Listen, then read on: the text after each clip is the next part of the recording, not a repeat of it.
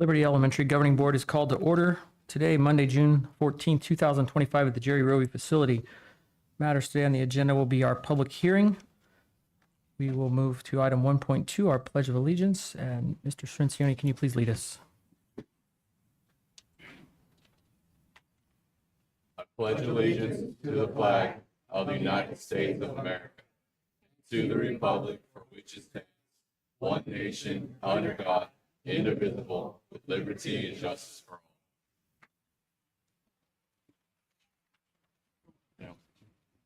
Next on our agenda is item 1.3, hearing to discuss the fiscal year 25-26 adopted annual school budget, expenditure budget. Ms. Crystal Mosier and Ms. Rebecca Williams.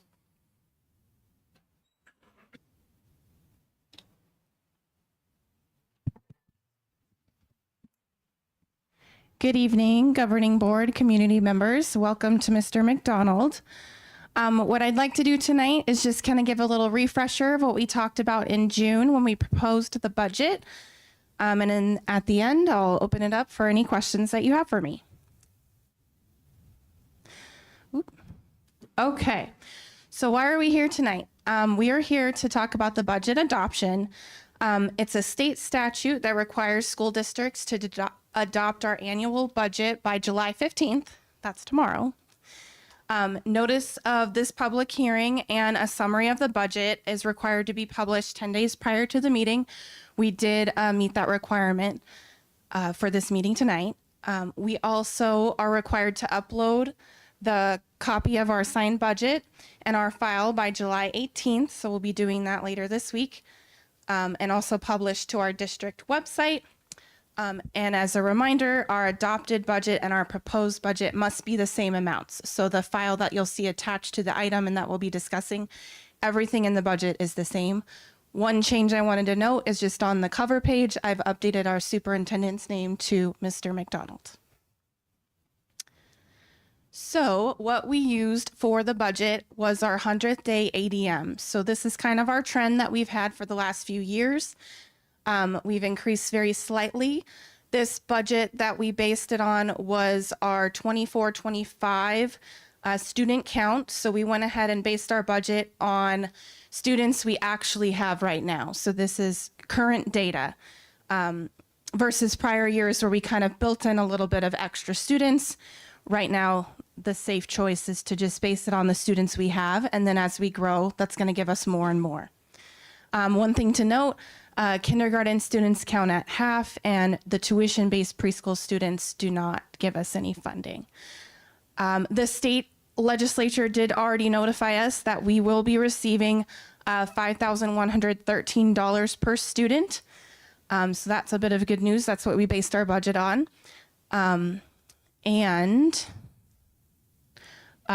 Our summary of changes. So basically from our May revised budget to our adopted budget, there were some changes in some different areas. So overall, our budget limit for M&O and our M&O override did increase a bit. That's due to that increase of the $5,113 per student.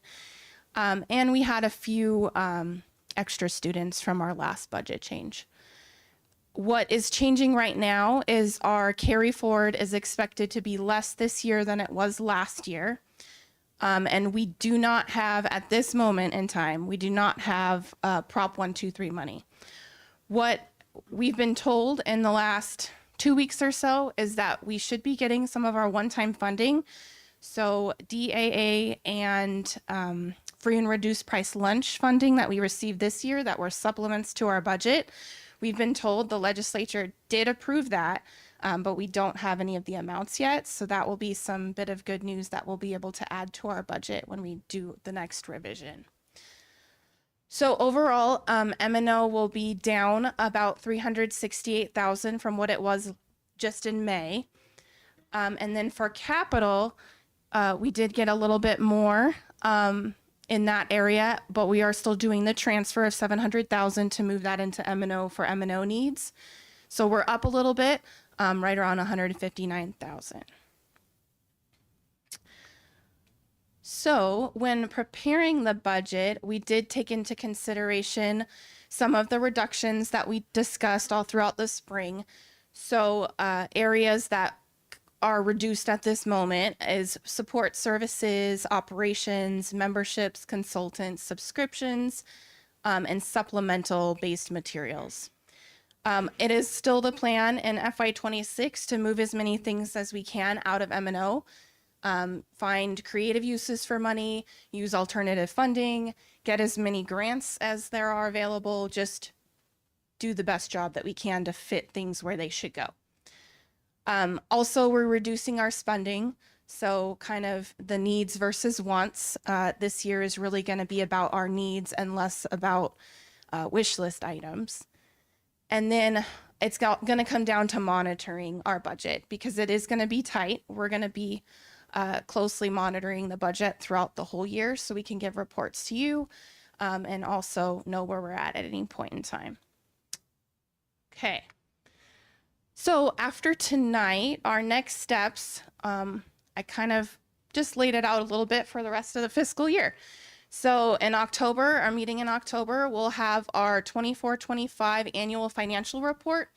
While that doesn't have anything really to do with the budget, the reason I included that on here is because a lot of times when we get questions, they're more about our expenses versus our budget. So the annual financial report is actually a great report that's required for us to submit because it has our actual expenses on it. So budget is just, it's truly that. It's just a budget of what areas we think we're going to spend. But the AFR is where we actually spent. And so that's usually a good report that shows real spending. And then December, that's when we're going to come back and do our budget revision for this year. A few reasons that we would do that. To capture our updates of ADM that we have by then. That's when we can align with all of the legislative changes that have been decided. So we'll really know what our dollar amounts are by then. And then we'll also be able to capture our carry forward because the AFR is where that carry forward's final.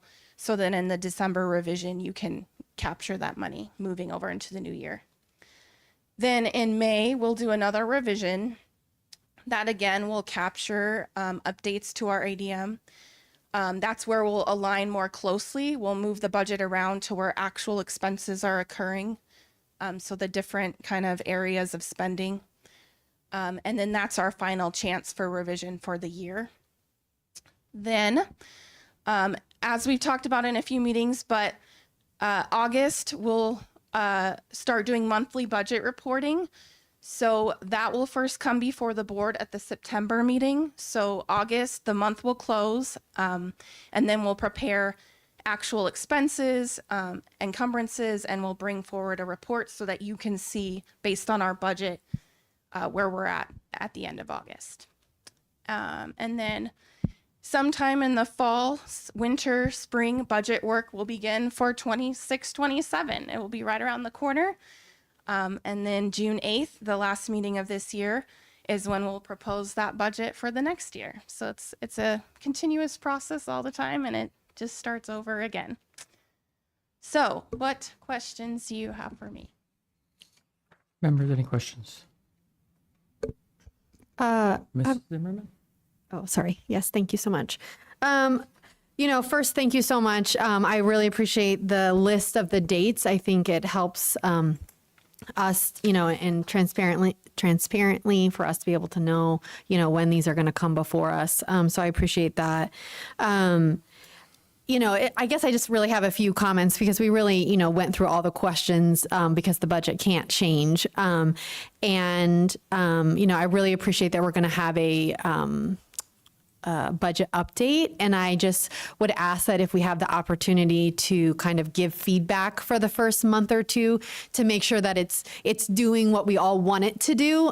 Because it is new that, some changes might need to be made. Absolutely. And then the only other thing is that when we were discussing the FTEs in June, and you stated that, they don't always line up. And so my hope as a board member is that we could get those kind of to line up and work towards that, because I think it helps show the public what we are spending our money on, and it helps us to be able to compare year to year. So it was hard for me to like look at 25 and then compare like where we made the reductions. I guess it was just, I wanted to see it in the FTEs. And so, I know things are, been challenging, but my hope is that we just can move towards, that for transparency purposes with the public. Thank you. Thank you so much. Mr. President. Mr. Vice President Kenyon, please go. Yeah, just a quick thank you to your staff, your group. You guys have done a lot of work over the last couple months, and I know we've had a lot of meetings. We've been running around like crazy. You guys have been running around like crazy. Thank you for getting all this together to where we're here tonight, right? And we're going to be able to vote on this. And I just want to recognize your guys' work, and you guys did a lot. So thank you. Thank you. Any further comments, questions? Okay, members, hearing no more, we'll move to item 1.4, a call to the public for the hearing of annual school district expenditure budgets. Just a reminder for the public, I believe this is a red form, right?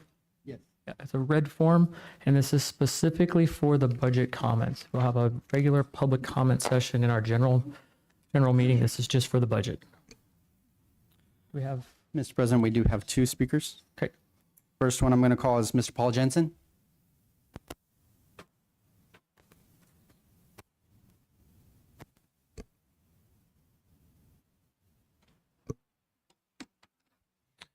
Thank you very much for the opportunity to ask some questions.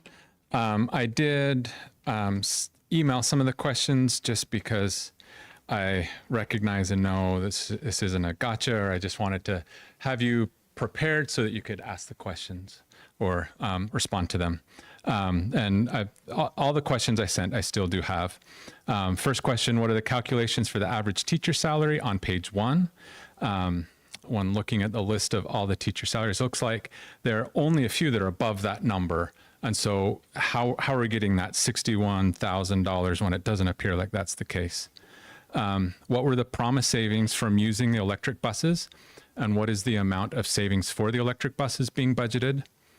How will the operations and maintenance of the plant remain on budget, as it has recently gone higher in recent years and should really be going down? What is going to be the impact if we have fewer staff than budgeted?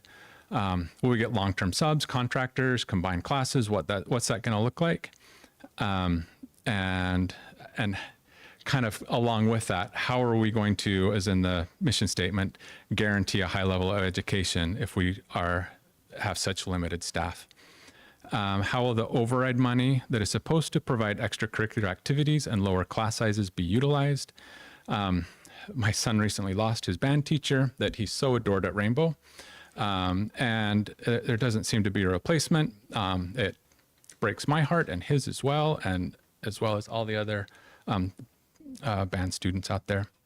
Are the reductions in Medicaid from the federal government taken into account? I assume we get Medicaid dollars, and with the federal government reducing that, have we taken into account and recognized that we might not get reimbursed as much? And then just kind of, what are you most afraid of as I run budgets and look at them? There's always something that's kind of like, this is what I'm worried about, or this is kind of what's going on. And then what are you doing to kind of mitigate that or help make sure that that thing that's keeping you up at night is hopefully not going to keep you up at night, and so that we can all kind of rally around you and make sure and support you in making that worst case scenario not happen.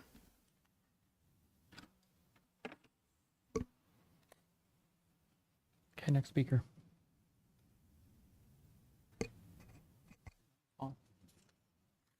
All right, next speaker we have Miss Ashley Wright.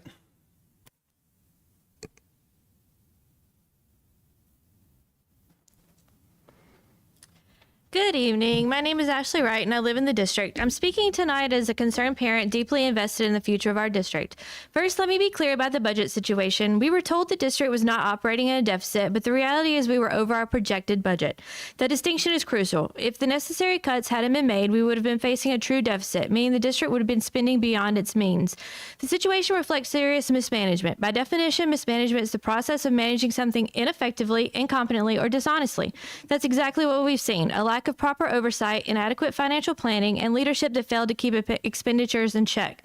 Furthermore, the way this information was communicated to the public was misleading and incomplete. Presenting the financial situation in a way that downplays the budget overrun does a disservice to the community and prevents us from understanding the true scope of the problem. This kind of distorted information erodes trust and undermines confidence in district leadership. Now we face another pressing challenge: staffing to meet federal and state requirements for special education services. Under the Individuals with Disabilities Education Act, school districts are legally required to provide related services that include timely psychological evaluations and support. In Arizona, the Department of Education recommends a school psychologist to student ratio of approximately 1 to 1,000 to 1 to 1,500. But to meet IDEA mandates, districts must ensure enough psychologists are employed to provide timely and appropriate assessments, interventions, and counseling. Currently, we only have one school psychologist employed in the entire district. This is far from sufficient to meet these legal requirements and puts our students at risk of delayed evaluations and inadequate support, both of which can have serious consequences. If these positions cannot be filled internally, the district may be forced to contract out services at significantly higher costs. Has this been accounted for in the revised budget? If not, how will these costs be managed without further impacting essential programs and classroom resources? Superintendent McDonald, we need strong, transparent leadership that prioritizes fiscal responsibility and compliance with both federal law and state recommendations. Board members, your role in overseeing this process is critical to preventing further mismanagement and protecting the needs of all students. We are watching closely and expect accountability, not just promises. Thank you. Mr. President, that concludes our public speaking. Okay, thank you. Okay, we will have completed our public hearing. We will show that adjourned at 5:46. Now we're going to open our next meeting. This will be called the Liberty Elementary School District Governing Board to order, the Jerry Roby District facility for our general meeting. We already concluded the Pledge of Allegiance previously. We'll move on to item 3.2, approve of the regular agenda. Mr. President, motion to approve the regular agenda form consistent with Board Policy 1-302 and temporarily suspend governing board policy with which this agenda may be inconsistent. Oh, a second. Second. Okay, I have a motion and a second to approve the agenda. If there's no discussion, we'll call the vote. Board Member Schmidt. Aye. Board Member Zimmerman. Aye. Vice President Kenyon. Aye. Board Member Strencioni. Aye. I'm also aye. We'll show that approved 5 yes, 0 no.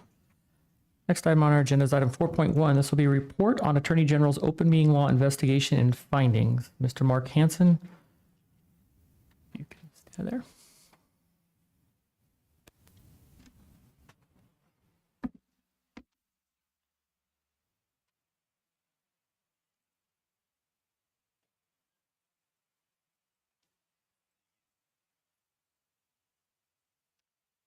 Superintendent, members of the board, members of the public.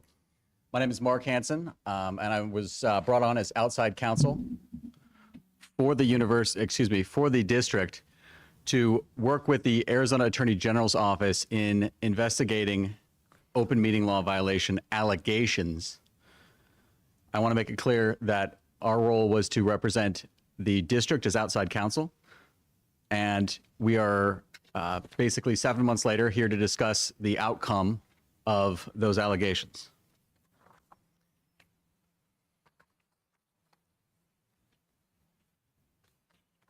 Just a quick refresher on Arizona's open meeting law. The open meeting law requires that meetings of public bodies be properly noticed and open to the public. Additionally, although a public body may go into executive session to receive legal advice or to discuss confidential topics, any votes of the public body must be conducted in open session. The open meeting law is set forth generally in ARS, Arizona Revised Statute 38-431, and the subsequent sections.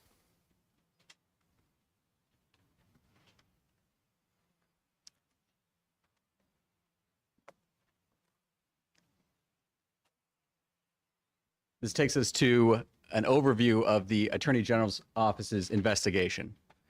Late last year and early this year, the Arizona Attorney General's office received 18 alleged violations of the open meeting law. That does not mean 18 separate complaints. There were several complaints. We simply don't know exactly how many there were, but there were 18 alleged violations of the open meeting law.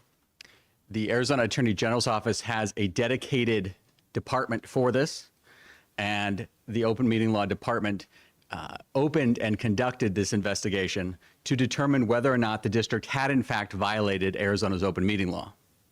The Attorney General's office devoted more than 5 months of investigative time to this investigation and ultimately issued a 10-page report.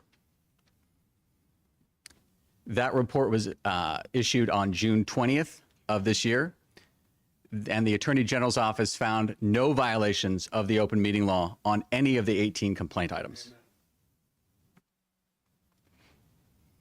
I want to review some of those allegations and the Attorney General's findings related to those investigations. One of the allegations was that in early 2023, specifically January and February, the board allegedly held executive sessions to discuss the resignation of the superintendent and the process for selecting a replacement. The complaint alleged that these sessions either exceeded their intended scope or involved improper legal action during executive session. The investigation conducted by the Attorney General's office concluded that the board provided proper notice and did not exceed the scope of any of the executive sessions that occurred. The board's discussions were limited to the agendized items and obtaining legal advice on contract matters, including the contract with the superintendent. The Attorney General's office also concluded that no votes or action took place in executive session. That's important because any votes or official action have to occur in open session, consistent with the open meeting law.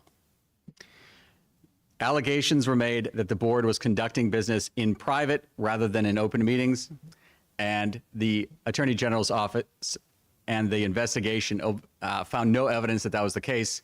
There was no discussions or legal actions taken during executive sessions or outside of public meetings. There were also allegations that board members improperly selected or solicited new legal counsel without board approval. The Attorney General's office found that was not the case, that board members are allowed to speak with law firms or potential counsel and contractors individually, and that any hiring decisions that the district made were made in open meetings, properly noticed as required by the open meeting law. There were also allegations in those 18 complaint items that the board had acted improperly by conducting activities outside of public meetings. That included a complaint about a school tour of a different school in a different district, and allegations of emails or social media posts that were allegedly violations of the open meeting law. Again, the Attorney General's office found no violations. There was no quorum at any of the meetings and no evidence that the board business was actually discussed or any decisions were made during the school tour or at any point outside of properly noticed open meetings. The Attorney General's office also found that there were no improper communications by board members. Again, this touches on social media and email chains. The Attorney General's office concluded, after reviewing all of those communications, that the board did not act improperly and that there was no effort to skirt the open meeting law either. Just one more point. The Attorney General's office also stated that board members are permitted to express personal opinions or views outside of public meetings, even if those do impact the district and its operations. The Attorney General's office found no basis for any of the remaining complaint items. Specifically, work session agendas were properly detailed, and there was no evidence that the board was attempting to evade the public meeting law requirements through its work sessions either.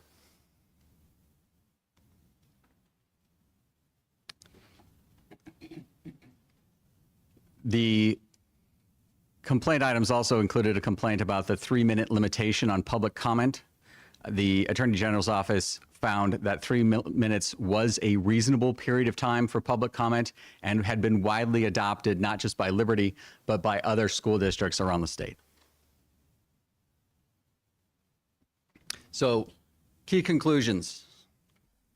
The Attorney General concluded that the Liberty Governing Board complied with the open meeting law and had not violated it on any of the 18 complaint items. The board's actions were consistent with the state requirements for both agendizing public items for discussion and also for executive session materials. Again, there were no violations of the open meeting law for any of the 18 complaint items. Do we have any questions from the members of the board? Mr. President. Yes, Ms. Zimmerman. Thank you so much for the presentation. I just have a couple of questions. You stated that you were outside counsel. So how did the district determine the need for outside counsel for this? The district, when it receives a complaint, it will be turned over to the state trust, Okay. which will then assign outside counsel. Okay. So you were assigned. Correct. Okay. By the trust. Correct. Okay. And then, you mentioned that the AG conducted an investigation for 5 months. What did that investigation look like? The Attorney General's investigation involved, once it received the complaints, doing follow-up with the complainants to obtain more details and more, any evidence that they had of the alleged open meeting law violations, and then notifying the district, which is what triggered the district notifying the trust and getting outside counsel. And the Attorney General's office basically reached out to the district in a written communication detailing the 18 complaint items and requiring the district to provide its response to those 18 complaint items. The district and its staff worked to gather the responsive materials and turned those over to the Attorney General's office. Reviewing those materials, the Attorney General's office had follow-ups for both the complainants and for the district. The district and its staff again worked to address the Attorney General's requests.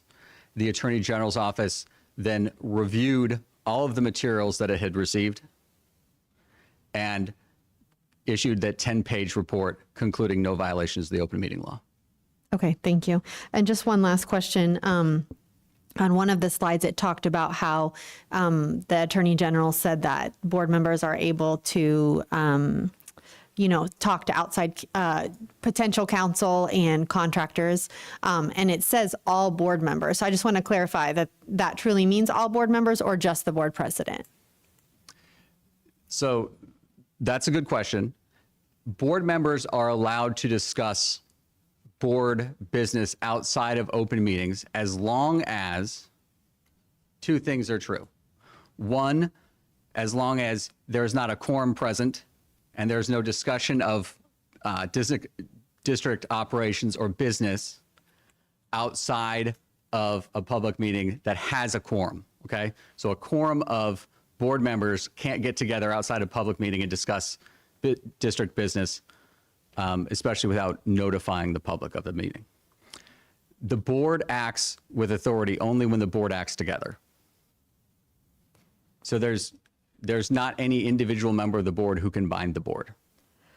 Correct. I understand. I just want to clarify, because it says that board members can speak with potential counsel and contractors. So that is any board member? The Attorney General's office is limiting its report to the open meeting law. It's not a violation of the open meeting law for any board member to have that discussion. That may be, if any board member were to have that discussion, that may be a violation of either procurement code or the district's policies, but that's a case-by-case decision. Okay. Thank you for the clarification. Any other questions? Mr. President, may. You may. I just want to thank you for coming and giving this this brief to us. This is a serious allegations, and nobody here wants to violate any laws, get in trouble, or do anything that looks shady to the public. So thank you for coming and explaining the process to us. Not a problem at all. The open meeting law is one that gets widely misunderstood.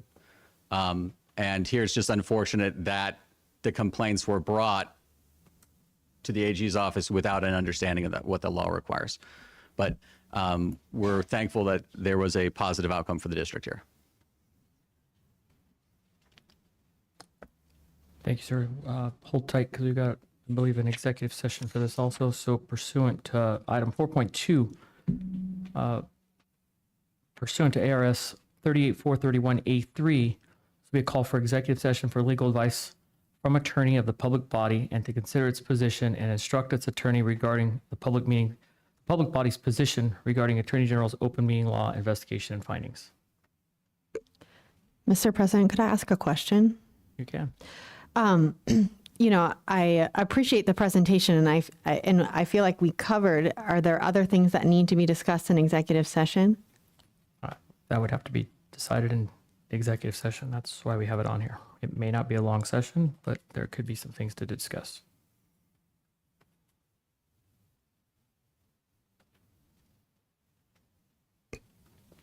Mr. President, I make a motion to call for an executive session pursuant to ARS 38-431A3 for legal advice from attorney of the public body to consider its position and instruct its attorney regarding the public body's position regarding Attorney General's open meeting law investigation and findings. Do I have a second? Second.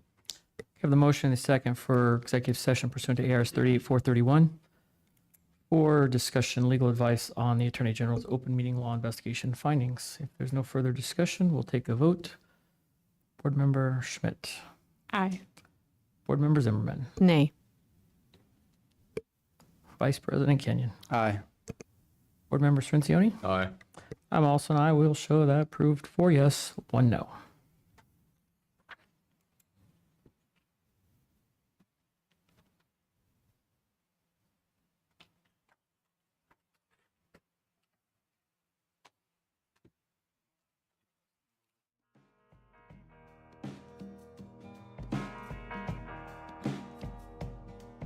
Four to 1 vote at 6:02. We'll show executive session now.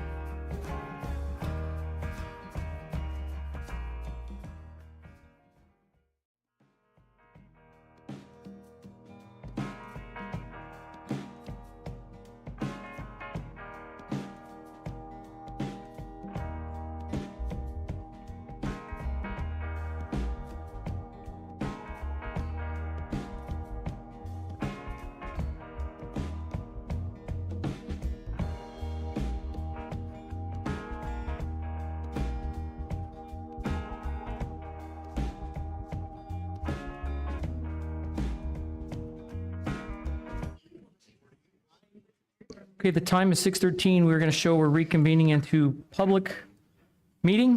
We're going to move to item 4.4, which is pursuant to ARS 38431A3 and 4. Call for an executive session for legal advice from attorney of the public body and receive and review a report of an investigation conducted in regard to the conduct of a member of the governing board. Thereafter, the board may give direction to council in relation to council's findings in the report. A motion and a second, please.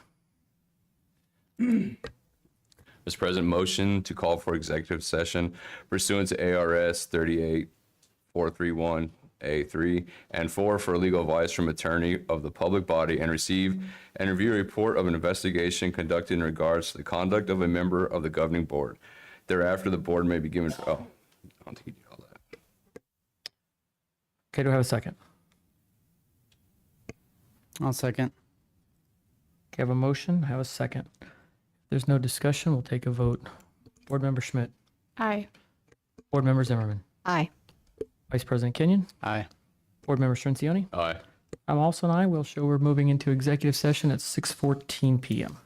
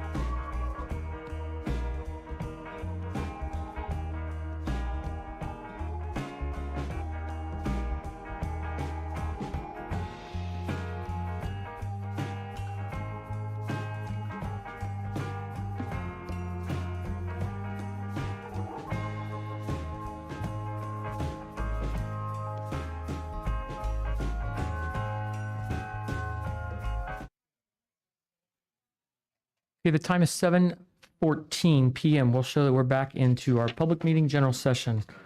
Next item on the agenda is 4.6, motion for direction to the board's attorney and/or staff to take action as instructed by the governing board. This will be related to our executive session that we just had, which was item 4.4, I believe. Is that, just to clarify. 4.2. 4.4, sir. 4.4, okay. I'll take a motion in a second. All right, I'll make the motion. I motion that the following occur. 1, the investigation report be made public and copies be sent to the county superintendent, state superintendent, and Department of Education. 2, board member Zimmerman have no contact with staff without going through the board president. Mr. Kenyon, can I stop you for a second? You need to give, in your motion, to give staff and the attorney this directive. Yes, this direction is for staff and attorney. Am I good to Okay, maybe we'll continue? just clean it up. Just start from, I think if you start it and Okay. put that in the very beginning and then one. Let me start over. Motion to give direction to the board's attorney and staff that the following occur. 1, the investigation report be made public and copies be sent to the county superintendent, state superintendent, and Department of Education. 2, board member Zimmerman have no contact with staff without going through the board president. 3, board member Zimmerman have no contact with legal counsel without going through the board president. 4, that district staff only communicate with board member Zimmerman through the superintendent.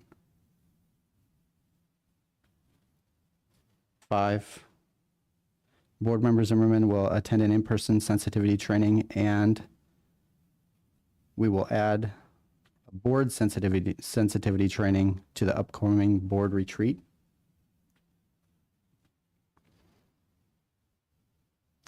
And 6, board member Zimmerman will issue public apology and the board president will issue an apology on behalf of the board for its members' actions.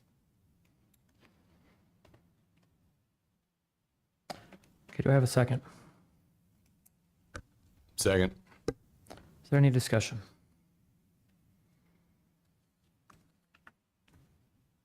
Hearing none, I will call for the vote. Board member Schmidt, Aye. I'm sorry, did you say? I Aye. said aye. My apologies. Board member Zimmerman. Nay, and I'd like to explain my vote. Okay. Vice President Kenyon. Aye. Board member Srencioni. Aye. I'm also an aye. We will show that approved 4 yeses, 1 no. Ms. Zimmerman. The reason I'm a nay is because I believe that I should have the opportunity to email directly with the superintendent and not have to go through the board president. Our next item is 4.7 pursuant to ARS 38431A3 and 4.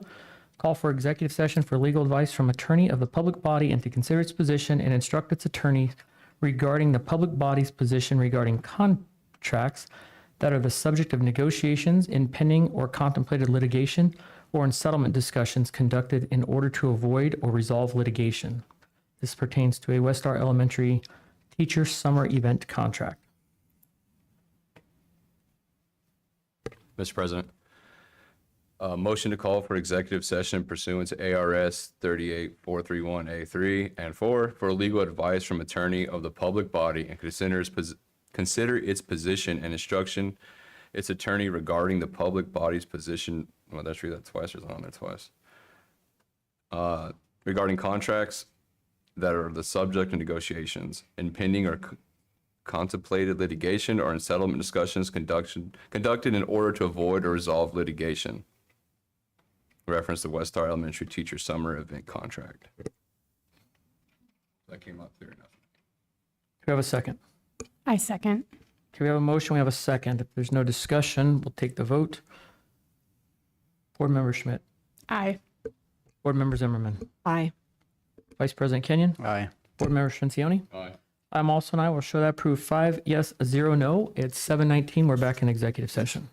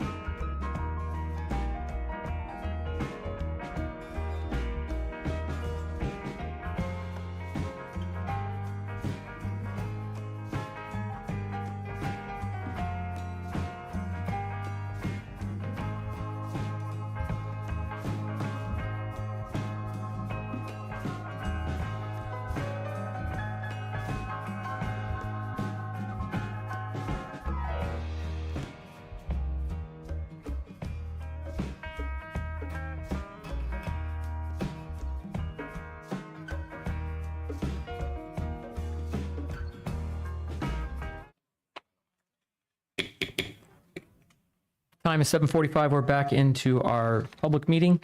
Move on to item 4.9, motion for direction to the board's attorney to take action as instructed by the governing board. Take a motion and a second. Mr. President, I make a motion to authorize legal counsel to proceed with the settlement as discussed in the executive session and to notify staff to file a complaint with the Department of Education. Second. Okay, I have a motion and a second. For item 4.9, give legal advice or give direction to the legal team. If there's no discussion, we'll take a vote. Board Member Schmidt. Aye. Board Member Zimmerman. Nay, and I'd like to explain my vote. Vice President Kenyon. Aye. Board Member Srincioni. Aye. I'm also aye. We'll show a 4 yes, 1 no. Motion did pass. Ms. Zimmerman. I'm not in agreement with the filing of a complaint to the Department of Education.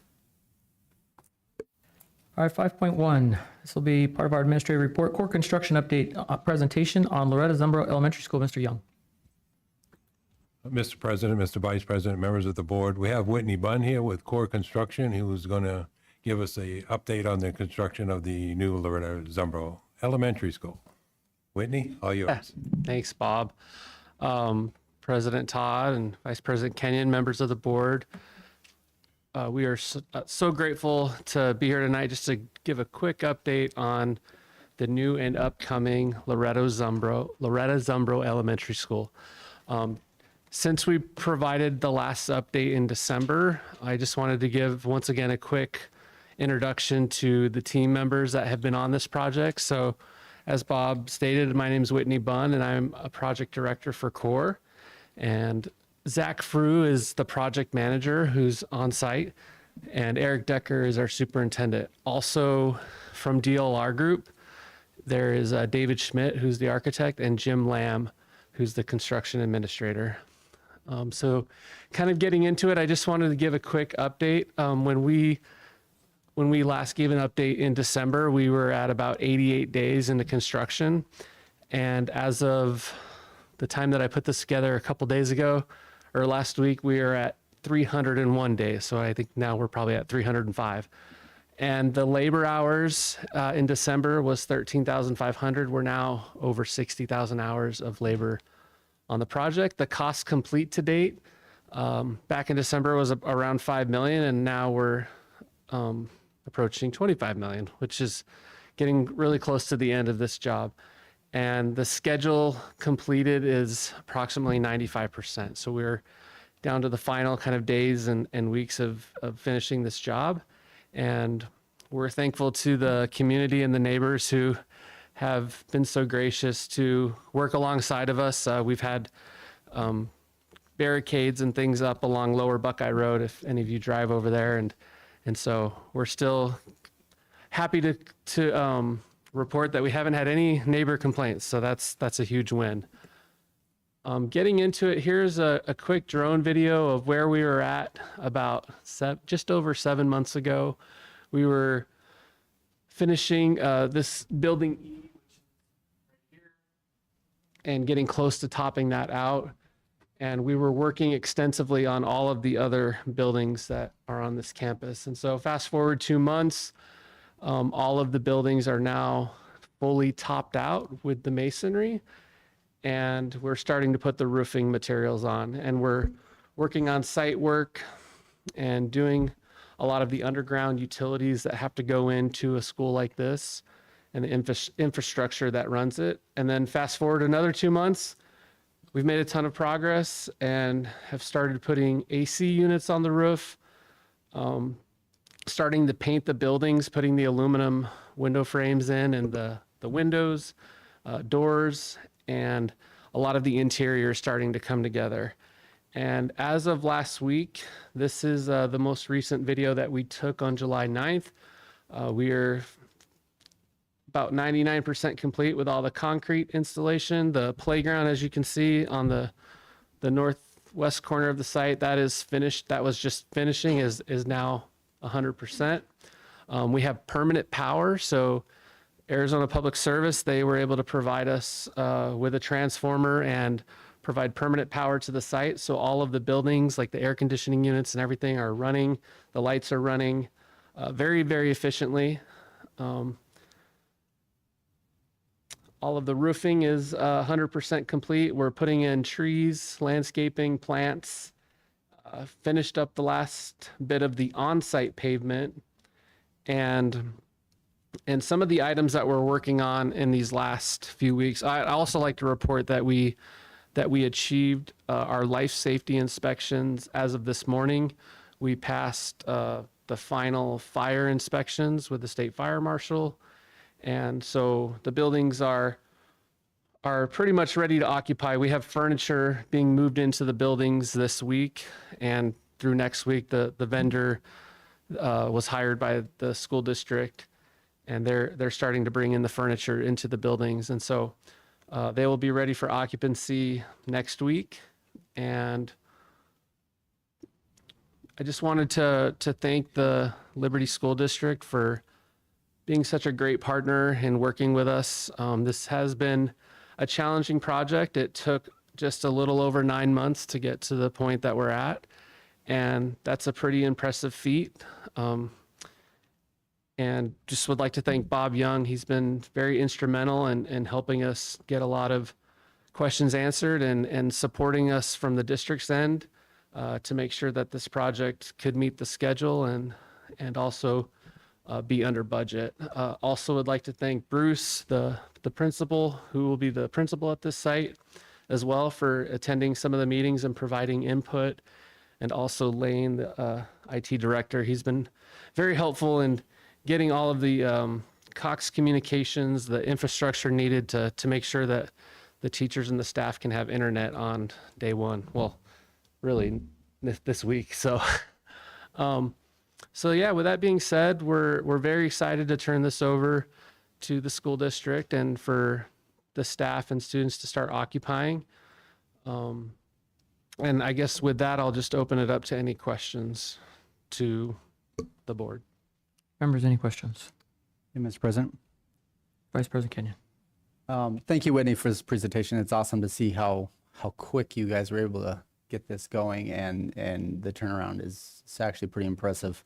I know there were some big obstacles that we're dealing with, the city of Goodyear and APS and all that kind of stuff, but it looks like things came together finally, and you're able to get this. My question is, I see the new blacktop here on this road that runs along Loretta Zumbro, where that connects down here in front of the school. There's going to be a stoplight there, correct? That's correct. Is that currently there or not yet? It's not currently there.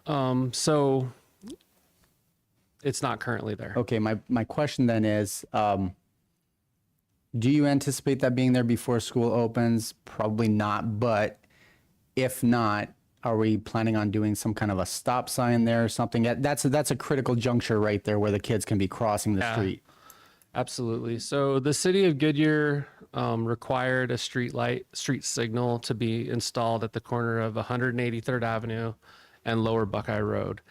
And when that requirement came into play, there are certain lead times that come along with getting the materials for such a project. And there wasn't enough time from the time that became a requirement to this day to have those materials here on site.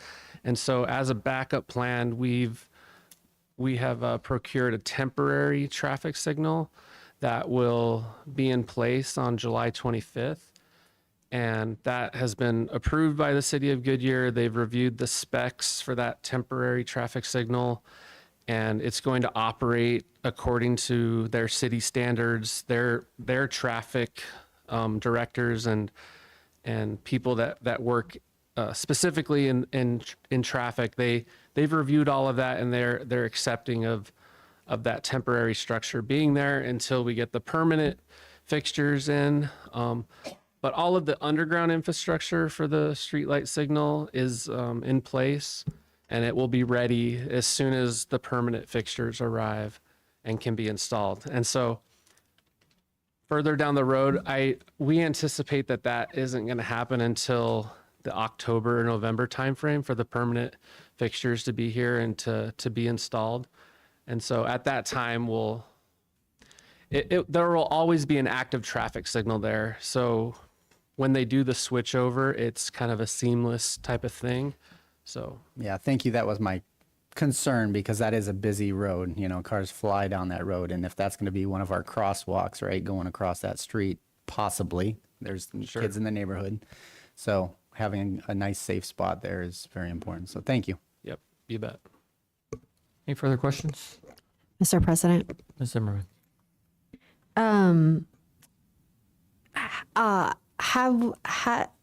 is the district, do we have occupancy or not yet? We haven't received the certificate of occupancy yet from Maricopa County.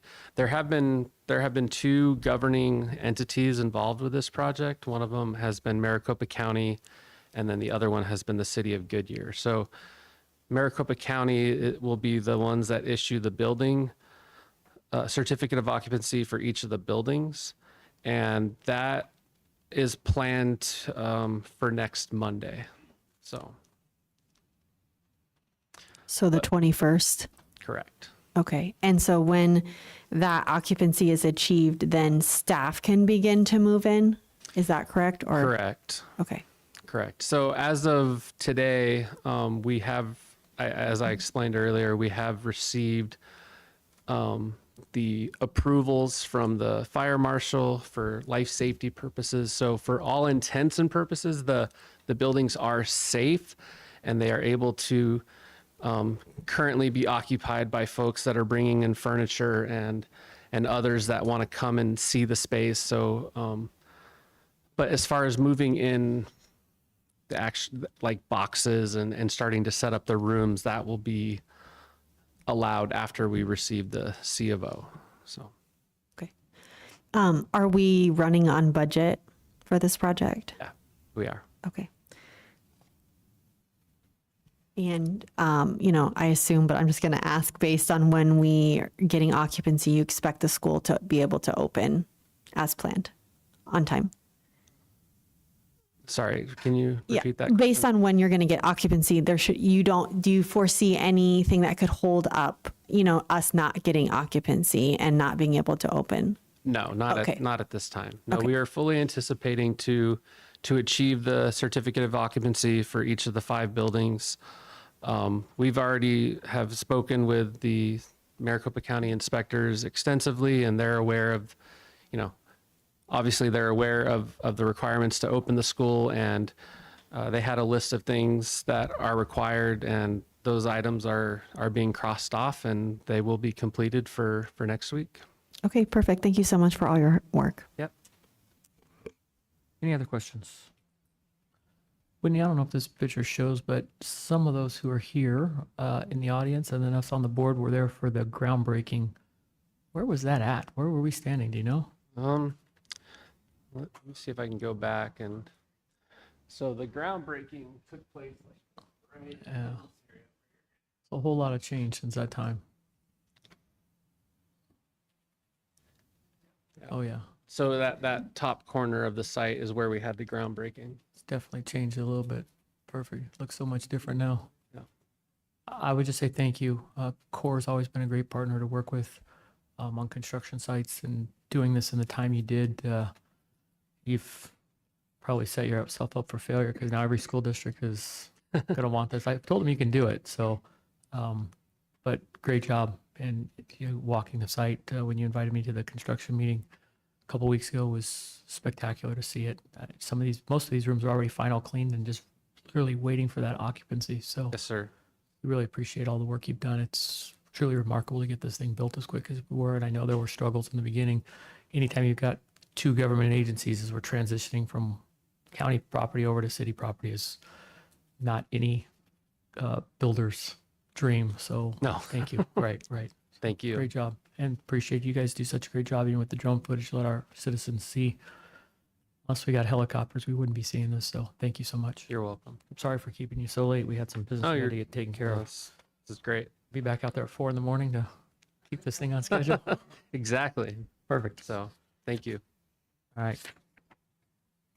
Thank you so much. All right, we'll move to item 5.2, superintendent updates. This will be a little team effort tonight with Mr. Trevor McDonald and Dr. Stephanie Mahorn.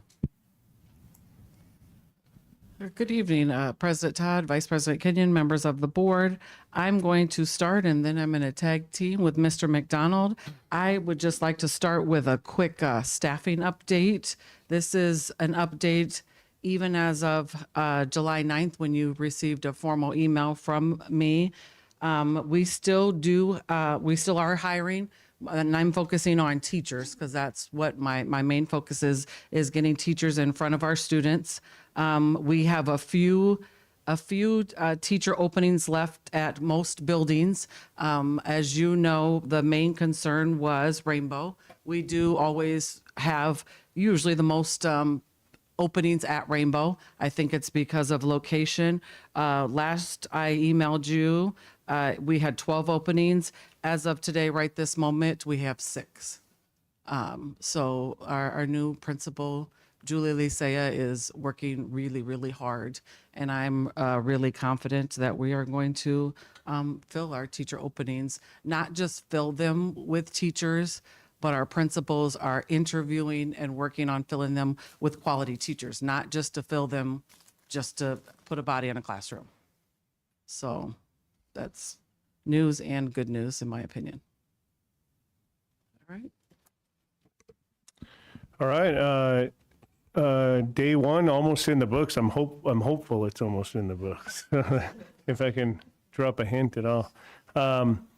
A great day, and I was able to meet all the principals. And I think the thing that I keep bringing back in my head and wanting to focus on is I'm hearing just so many positive things about what's happening in the district, but also there is a serious amount of energy here going forward, talking to these principals, getting on campuses, teachers in classrooms.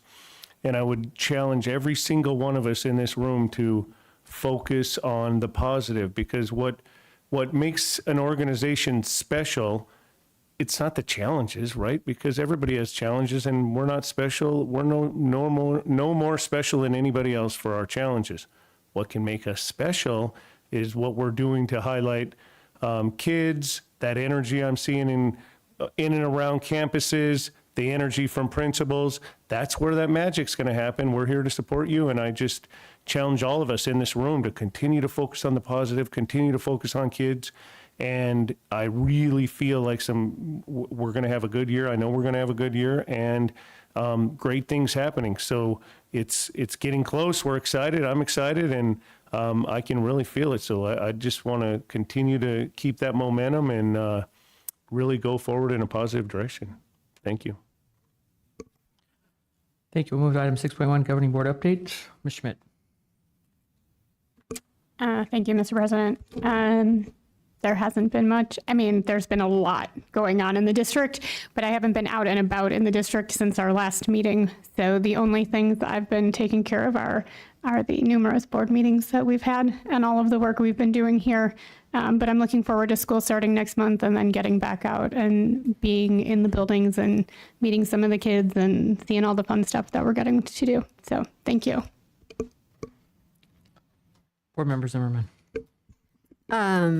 I just wanted to take this time to welcome Mr. McDonald to Liberty. I'm excited for you to be here and, hopeful that we can all work together to prioritize student learning. Vice President Kenyon. Yeah, I echo both my board members. We've done a lot as a board. The district's done a lot. Teachers getting ready for their campuses and all the families going back to school shopping. There's a lot going on here. Welcome, Superintendent McDonald. It's going to be I feel it's going to be a good year. We just have to, like you said, continue to focus on the positive, highlight these kids. We got a lot of wonderful kids in our district. So it's going to be a fun year. Board member Ciancioni. Nothing to add. All right, I think you guys covered most everything. As alluded, I was invited by CORE over to a construction meeting at Loretta Zumbro Just a spectacular build. I want to remind everybody that we built that on a shoestring budget. The failure of the bond, we had school facilities board money only with a little bit extra that we were able to basically forced to come up with. But the school is beautiful. It's going to be very nice. It's going to serve that area well. And as we continue to see growth, the numbers will continue to come up for that school. So as everybody else alluded, we spent a lot of time working with the process to hire our interim superintendent. I think it's great having you on board. We look forward to it. A lot of fresh ideas. Your energy is through the roof. We're going to take away your microphone because you are bolsterous, so you'll still be able to talk. We just won't need the. Well, we're gonna do our best to make sure you get a full ride experience on your first day. So we'll get all of our money's worth out of you. But with that, we'll move to item 7.1, guidelines for public comment. This will be our public comment section. Just a reminder, as in all public comment sessions, pursuant to ARS 38-431-01H, we may conduct an open call to the public, which we are doing. Just a reminder that the board typically is not able to comment on any public comments. We ask you to keep your time to 3 minutes. At the end of 3 minutes, the IT department will stop the video and the microphone, and we'll move to the next candidate. As a reminder to the audience, it is not appropriate to make any noise during public comment. That also can cause some problems for us, so we ask that you remain silent, no matter how much you agree or disagree, or anything in the middle. Just please respect the meeting and the open meeting laws. Vice President Kenny, I think you have the list of speakers. Yes, Mr. President. We can go ahead and start with Mr. Paul Jensen.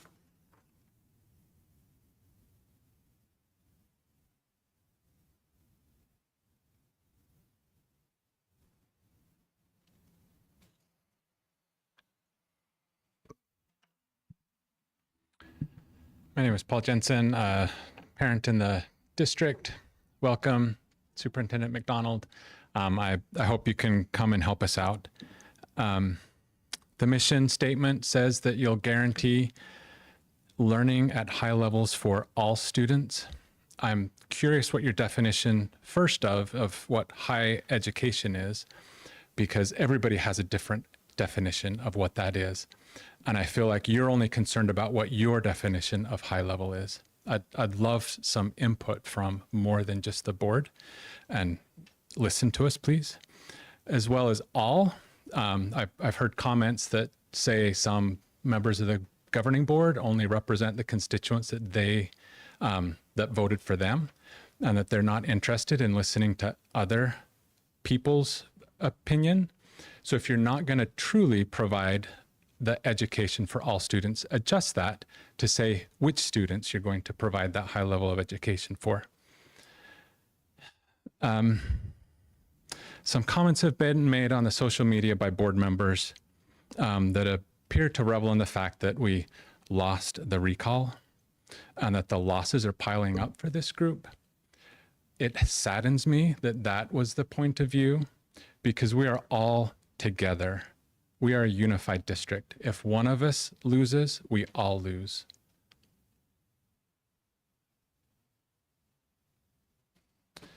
The comment was made that now that the recall is over, we can work on fixing the problem. We've tried to be fixing that problem the whole time. I think the problem is that some people don't recognize what that problem is. And the governing board seems to think that since they are in control and have the power, they get to dictate what the problem is for the district. And that is not the case. We need to get together and have that communication so that we can work on the problem, because that's been the goal this whole time. Everybody wants high quality education for the students. The challenge is, let's get that defined.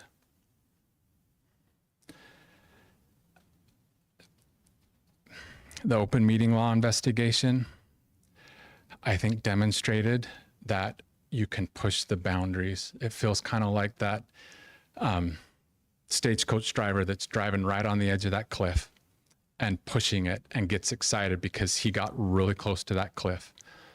The open meeting laws are to help ensure transparency and that the community all works together, and to think that, oh, sweet, now we know we can go this much closer to the cliff is not the case. we want transparency. It used to be in one of the core values, and it got removed. Sir, your time is up. All right. Thank you. Next, we have Ashley Wright.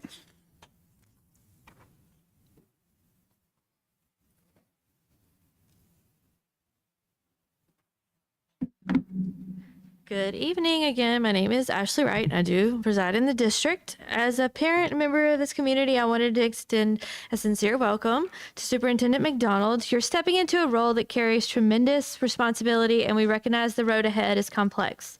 You're arriving at a time when our district is hurting. We've lost too many exceptional teachers, morale has suffered, and many families, my own included, have felt unheard, especially in recent years. Some of us took bold steps to try to change that. We advocated, we organized, and yes, we pursued a school board recall because we believed our voices weren't being valued and that critical decisions weren't reflecting what's best for our children. That recall effort may not have succeeded on paper, but I want to be clear, the passion behind it has not gone away. If anything, it's deepened our commitment. We're here, we're watching, and we are still fighting for the schools our children deserve. Superintendent McDonald, we don't expect miracles overnight, but we do expect steadfast leadership, grounded in truth, transparency, and a genuine willingness to engage with this community, especially those who have felt dismissed or discouraged.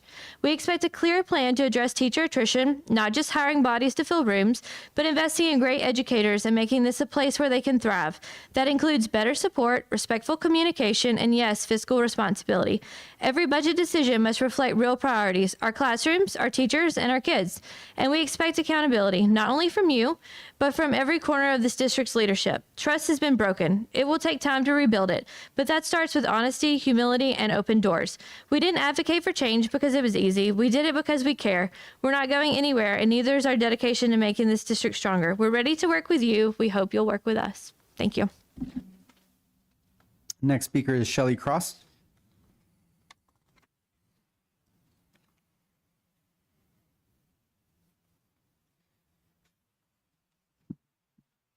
Hi, I'm Shelley Cross, and I live in the district. And I just want to thank President Todd and Vice President Kenyon. Today, I just want to talk about how thankful I am for the gentleman on this board. I think there's a quote, and I'm sure a lot of us have heard it. It is, the only thing necessary for the triumph of evil is for good men to do nothing. And I'm so thankful that the men here have stood strong in the face of lies and slander, especially trying to recall Chris Kenyon. I'm not even sure the reasons. They've all been debunked.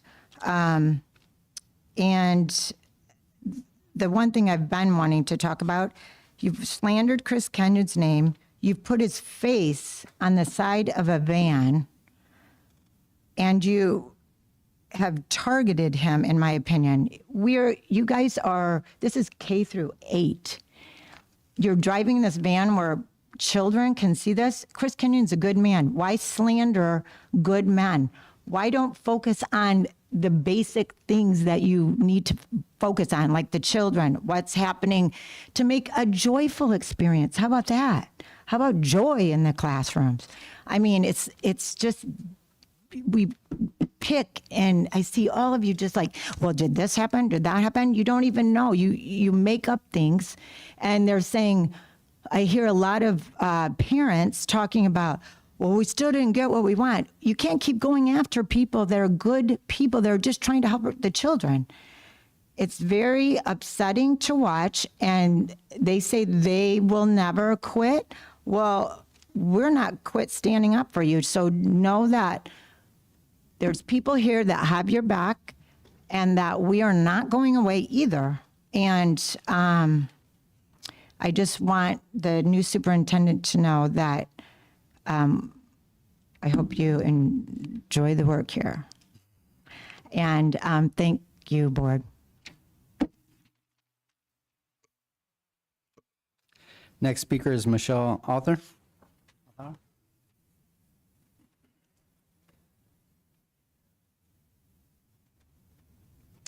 Michelle Altair, and I live in the district as well. And I probably won't take 3 minutes, because what I want to say is just I do thank you for, you know, standing up as far as board members. I think there's four very strong board members that we have. I've been coming to these meetings for several years, and they've always been so contentious. And, you know, the atmosphere has changed so dramatically here. And I think, you know, thank you that the things, you know, Chris, that you're still on the board, as you should be. And I think, you know, if we're really about the kids, we stop nitpicking out different things and start focusing on the children. I think by attacking a good person, I think, you know, it does send a wrong message to the children. Like you said, these are young kids, very impressionable. And, you know, as board members, you're on the front lines of being able to be that protection for the children. So I thank you, President Todd, Brian Cicerone, Chris Kenyon, and Ms. Schmidt. I thank you for, you know, your decorum and how you've been handling yourself on this board. And Ms. McDonald, I welcome, you know, you have got a lot of energy. You kind of are subdued tonight, but the first time I met you, very energetic. And I think it's going to be something such a positive for this district. So I think if people can just lay down their hate and start focusing on children, maybe we can, you know, just take this district, just elevate this district even more, because it has come leaps and bounds since I started coming to this meeting a few years ago. So I hope we can just lay down and stop finding, you know, nobody's perfect. Nobody is perfect.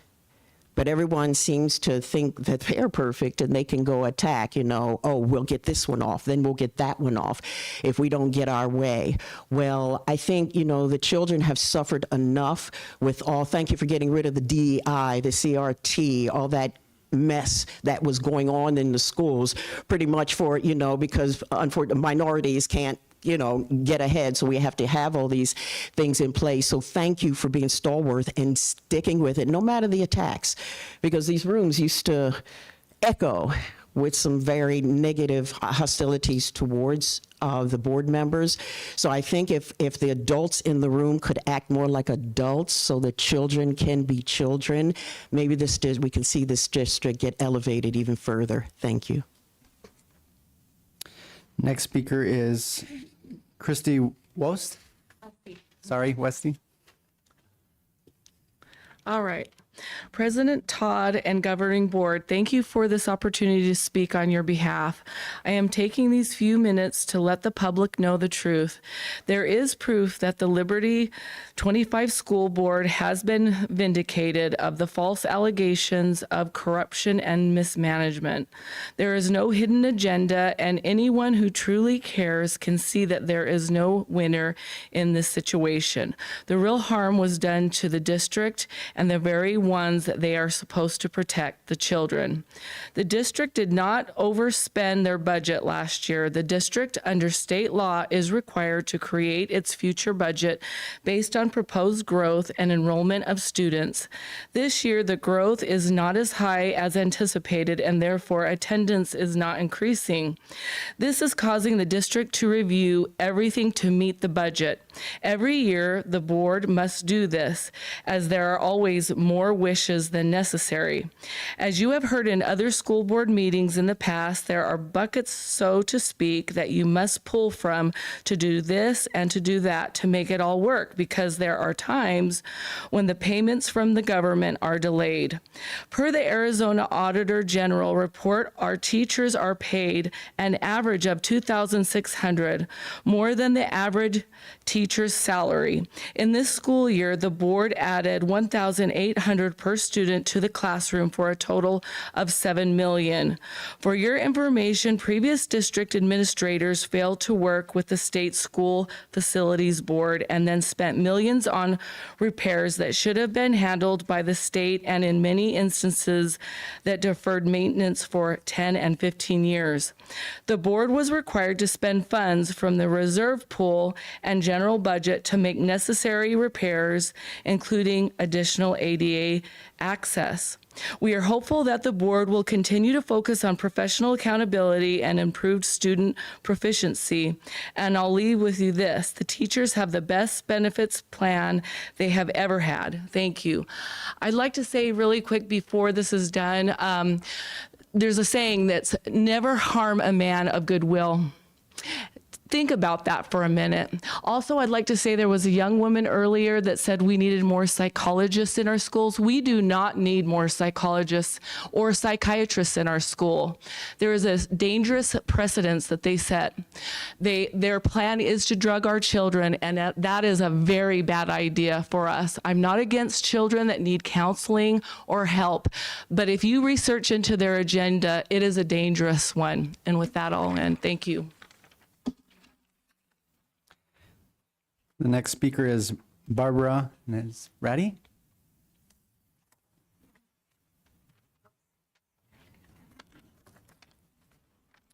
My name is Barbara Ratty, and I live in the district.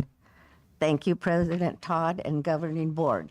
I wish to address the open meeting violations. Board members are elected officials and have every right and obligation to share their opinions with their constituents.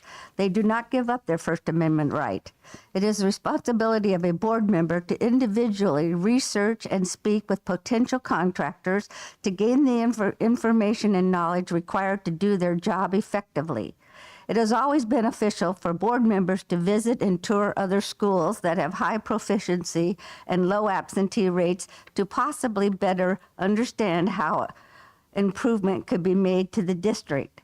Nothing in open meeting law restricts a board member from discussing district businesses with a constituent. As a constituent, I want to be able to have honest and forthright discussions with our elected officials. There were claims made against board members that they were corrupt and mismanaged district funds. These were outright lies that were recently completely vindicated by the Arizona Attorney General's office and the County Supervisor's office, and as Mr. Hansen showed to us tonight at the beginning of this meeting.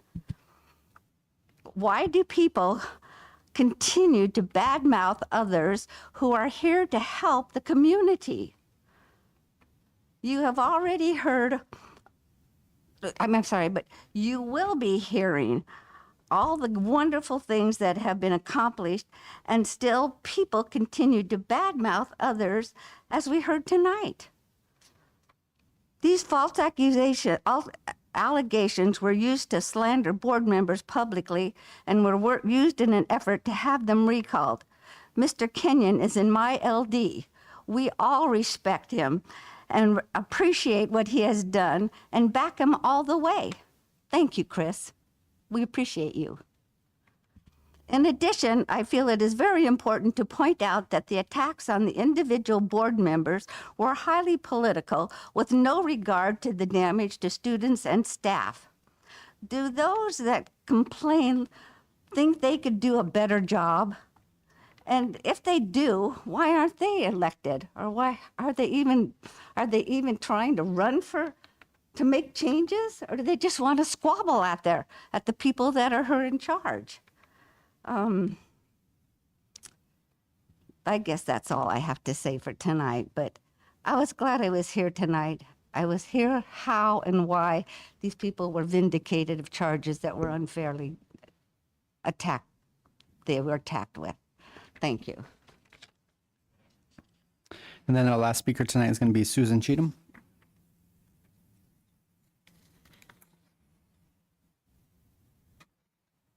President Todd and members of the governing board, thank you for your dedication to protecting our children over the past 3 years.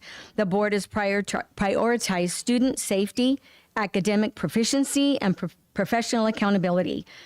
The following is a list of key accomplishments. Increased teacher pay to the highest levels in the West Valley. Implemented policies to enhance proficiency in reading, writing, and math. adopted a traditional discipline policy that improved teacher and student safety without increasing suspension rates, protected girls' privacy and personal spaces and ensured fairness in sports, enacted policies that prevent future changes to the curriculum from including any political ideologies, required counselors and staff to obtain parental permission before discussing non-academic matters with students, introduced the 6 pillars for character development, shifting away from the social emotional learning programs, saw an increase in student enrollment, one of the few districts in the state to do so, raised the letter grades of all schools to the district to A's and B's for the majority, scheduled the opening of a new school this year without relying on a bond or override.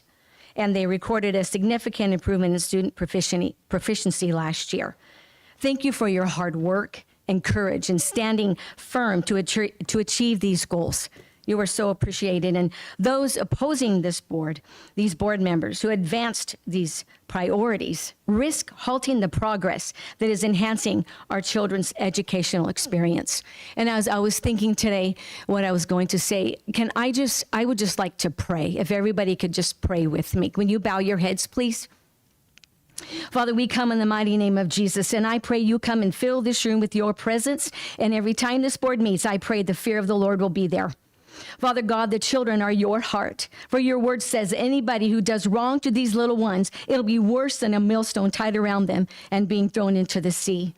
Father, I just pray right now that every lie and hidden agenda against these kids to continue to be exposed. And all the plans against the school, against the children, against the district and the board, stop now in the mighty name of Jesus. For enough is enough.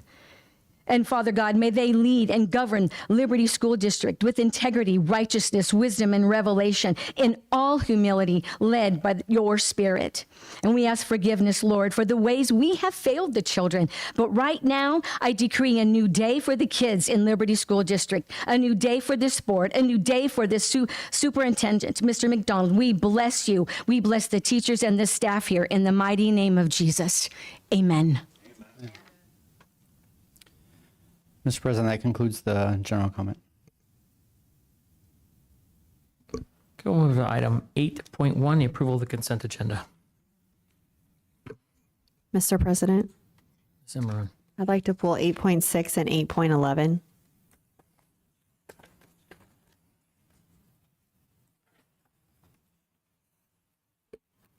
Okay, 8.6, 8.11 have been pulled. Any others, board members?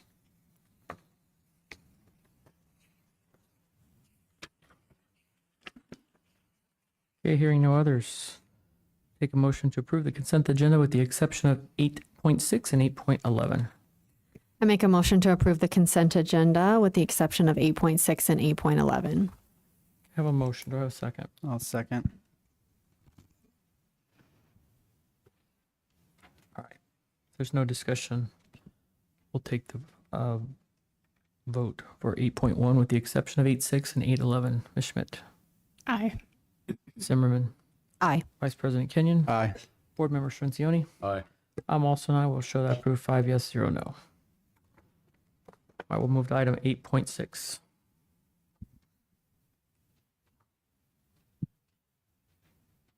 Ms. Zimmerman.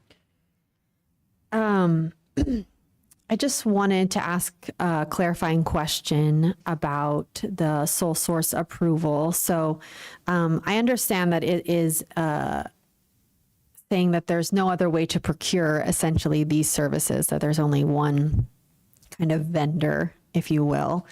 And so my question is in particular to one thing, which is Dreambox, which is the board did eliminate during our budget prioritization. So I'm just curious, I guess, why it's on the document. Thank you, Ms. Zimmerman. As you said, yes, sole source determinations are made. It's a procurement rule that these particular items can't be purchased from just any vendor. So they're very specific to these vendors. And the board designates them as a sole source. So we have a running list that comes before the board annually. We tend to not remove a vendor from that list because it's harder to add and remove each year and then explain to our auditors why we have these variances than to just, if we've used them as a sole source vendor and at some point we could use them again, we maintain them on that same list as long as their services haven't changed. Okay, that makes sense. And I just want to clarify that at this time, we're not moving forward with Dreambox. Correct. That's just on there as a formality, not that there's anything planned at this moment. Okay, thank you for the clarification. You're welcome. Are there any other questions for 8.6? Hearing none, I'll take a motion. I make a motion to approve 8.6. Have a second. I second. We have a motion and a second on the floor for 8.6 approval. If there's no further discussion, we'll take the vote. Board Member Schmidt. Aye. Board Member Zimmerman. Aye. Vice President Kenyon. Aye. Board Member Strincioni. Aye. I'm also an aye. Will show that approved 5 yes, 0 no.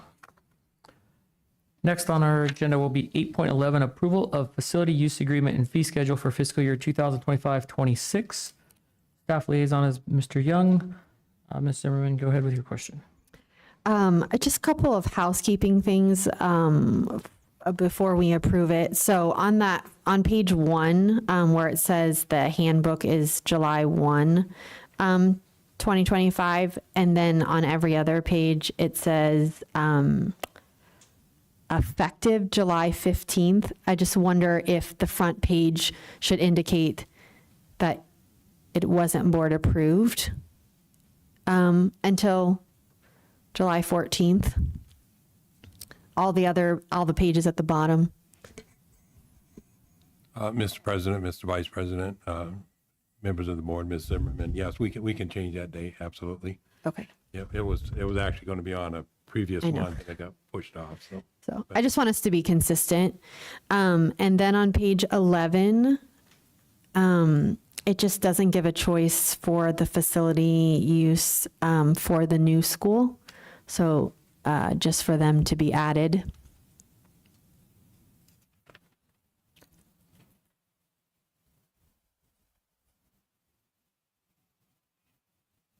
I'm sorry, what was on page 11?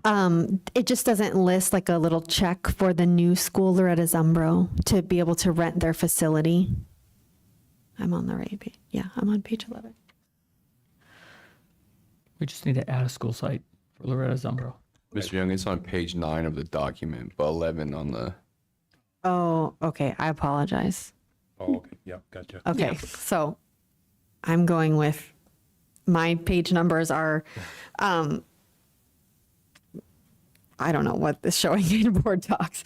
And then on page 21, again, these are just housekeeping things really. For the district facility, it lists the emergency contact as Kevin Gates, and he is no longer employed with the district. That's going to be page 19 on the Okay, actual thank you document. for the corrections. And then I believe that the address for Loretta Zumbro, I'm not sure which one is correct, honestly, because the one in the handbook is different than this one. It's the 2600 one, so. 183rd? Yes. Okay. So they were just housekeeping things. But we can get those changed if you want to, if it's all right to approve it with these changes, we'll get it changed and put it out there. Thank you. Okay, are there any other questions? We'll take a motion. I make a motion to approve 8.11 with the changes that were noted. Okay, do I have a second? I second. Okay, we have a motion, a second on the floor to approve 8.11 with the changes noted. There's no further discussion. We'll take the vote. Board Member Schmidt. Aye. Board Member Zimmerman. Aye. Vice President Kenyon. Aye. Board Member Strincioni. Aye. I'm also an aye. Will show that approved 5 yes, 0 no. Thank you. Thank you. Next will be item 9.1, approval fiscal year 2025-26 annual school district expenditure budget. Ms. Mosher and Ms. Williams. Good evening again. As we discussed earlier during the public hearing, we have our budget up for adoption, so I stand ready to answer any questions that you all have. Members, any questions?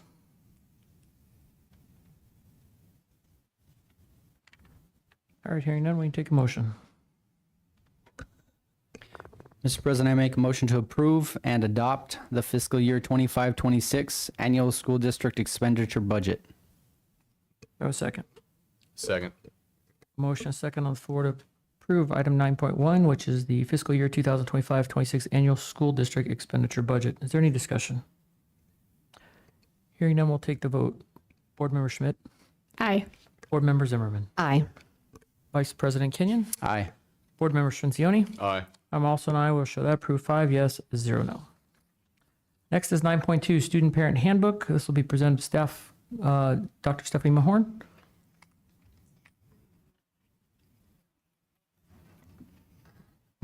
Sorry, I didn't realize it was off. Good evening again. We have Miss Amy Castellanos here. We contracted out, and she was the one that actually took on this huge feat to update the Liberty Elementary Parent-Student Handbook.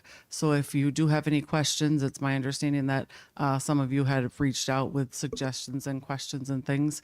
But if you have any right now, she is here and available if you have additional questions or if there are questions that I can answer as well from the district perspective. Ms. Castellano, did you capture the changes from when this was posted on there? Yeah, so Okay. once we had the changes that were posted online, and then I gathered all of your feedback from those changes, that was presented to you probably just before this meeting. Right, okay. That's the handout So that we have. can go over just a few of those comments if you would like, because there were a couple of things that were requested to be discussed. So we could go over a few of those comments and make it relatively quick. But for all of the changes, if it was just a grammatical thing, or if it didn't change the intent of the reading at all, I didn't note it to discuss tonight. So what I've noted to discuss is all in the comment section of the current copy that you have now, and the copy that IT will be showing. Okay, so I apologize, Mr. President. Yes, ma'am. I don't believe that we have the comments on our printout, so we only have the red line. okay, I'm not sure. so I can take you to each comment if that works. I'm not sure if it's attached. We could just pull it up on our computers. So I'm not sure if it's not attached to the current board, but IT department does have it on, and you are pulling up comments there, correct? Yeah. Okay. So you'll see it on the screen. Okay. If that'll work. Mhm. Okay. So the first comment is on page 4. This is a letter from President Todd out to the governing board. Ms. Zimmerman had requested that we discuss whether this letter came directly from President Todd or if it was general governing board. So, Ms. Zimmerman. Mr. President.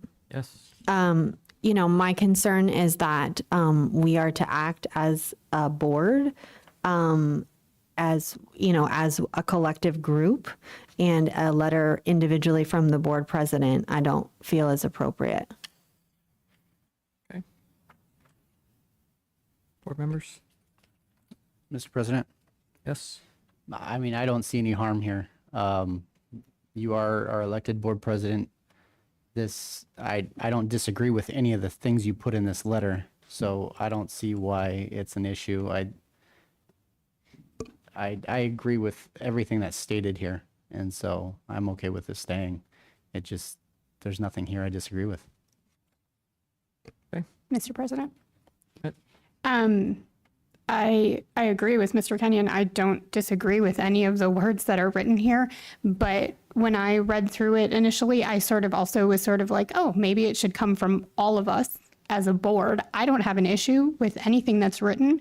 I just feel like it would present better to the district and the families if it came from the whole board, that we are all saying this to the families instead of just an individual member. That was my thought on it. Mr. President, Yes. I agree with what Ms. Schmidt said. Okay. It doesn't hurt to say it's from the board to So show unity. we can change on behalf of the board. We can add that to it. Okay. Okay. All right. Moving on to page 11. This was just an update of all of the contacts. The only reason why I'm here discussing it with you this evening is because we went ahead and changed from the assistant principal to add assistant principal and instructional coaches for those that are splitting their time. So I just wanted to make sure that that was approved by all board members, or that that was the will of the board.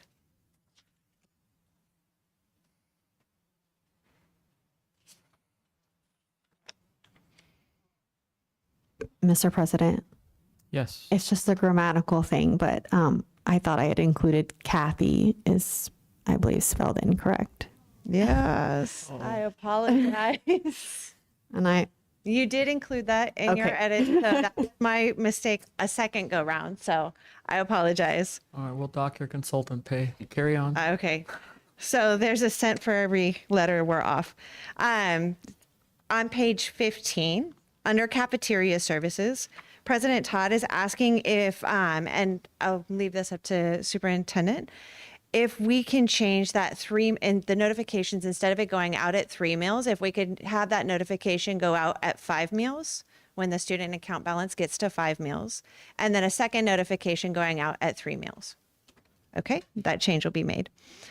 And then underneath on page 16, you'll see that there is a note from Board Member Zimmerman and President Todd both asking that we encourage the school lunch program, the free and reduced lunch program. So I offered a paragraph there. This is on page 16. Okay, maybe page 15 at the top. I apologize. There you go, page 15 at the top. So this last sentence here. Families are encouraged to apply for free and reduced programs. So that paragraph was an addition to. Okay. On page 17, under closed campus, Ms. Zimmerman noted that the last sentence is actually previously stated. The reason why it is under this closed campus section here is to remind parents to update their contact information, because only people who are going to be on that list can pick up students. So that is why the redundancy. Okay. On page 18, under custody and parent rights, we changed restraining order to order of protection to match what the actual legal definitions are. On page 19, under dress code, we added a section that says that it is not allowed for students to wear anything that promotes, depicts, or suggests violence, the use of firearms or weapons or other items that could be interpreted as a threat to the safety and well-being of the school. And then later on that page, you'll see right under the dress code of all school sites, President Todd asked we add in an exception for Spirit Days. Okay. On page 20, we removed, under extracurricular activities, we removed the mandate for tutoring. And that is because it was removed from the policy. So it is in direct alignment with the policy now. On page 21, under concussion training, we added in more robust wording about our concussion and head injury trainings. Okay. On page 22, and this is for you, Superintendent McDonald, we're asking if we're only testing once a year for the gifted program. Is that accurate? So, okay. And then the second piece is the cognitive abilities test. Oh, go ahead. Sorry, before we move on, can we? Yes. I apologize, but I apologize for going so quickly. I was told we needed to get out of here pretty quick. I'm getting the look. I'm getting that look. I just want to be accurate. So when it lists sports, and I believe that this was part of my edit, but that like we have girls and boys volleyball, and it just lists girls, and then we also have cross country and softball. I will go back and review your edits to ensure that those are captured in here. Thank you. I apologize. Thank you for bringing that to our attention before we got too far ahead. Okay. So again, page 22. the cognitive abilities test, is there another way that the gifted students are made eligible within the district? Or is it only the cognitive? It's just the cognitive test? Okay, and so there is not a portfolio that can be used. Okay, that's helpful. Thank you. Look at you knowing all of the answers right away. I'm glad you can throw your voice well. Okay, so on page 25, Board Member Zimmerman, I'd like to give you the opportunity to speak about this hazing policy.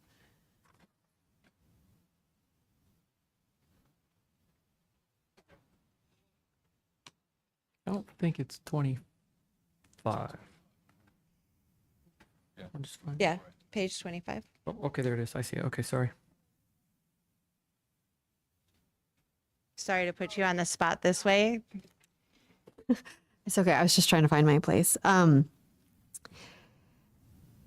Ms. Castellanos reminded me this morning that we had this conversation. Well, I remember that we had this conversation in policy, but I didn't kind of remember how it ended. And so my concern is that this policy shall not be construed to apply to customary athletic events, contests, or competitions. I don't need to read the whole thing. Everybody can read it.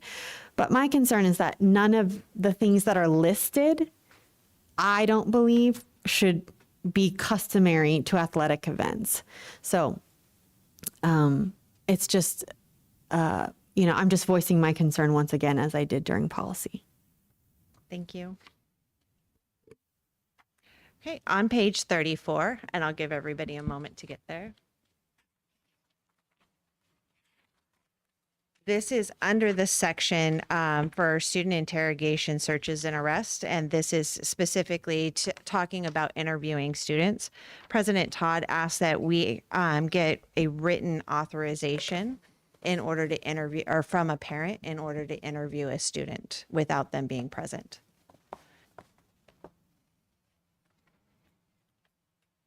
So previously it was either verbal or written, and we're just. Can we just have a second for me to read this before we move on, please? Thank you.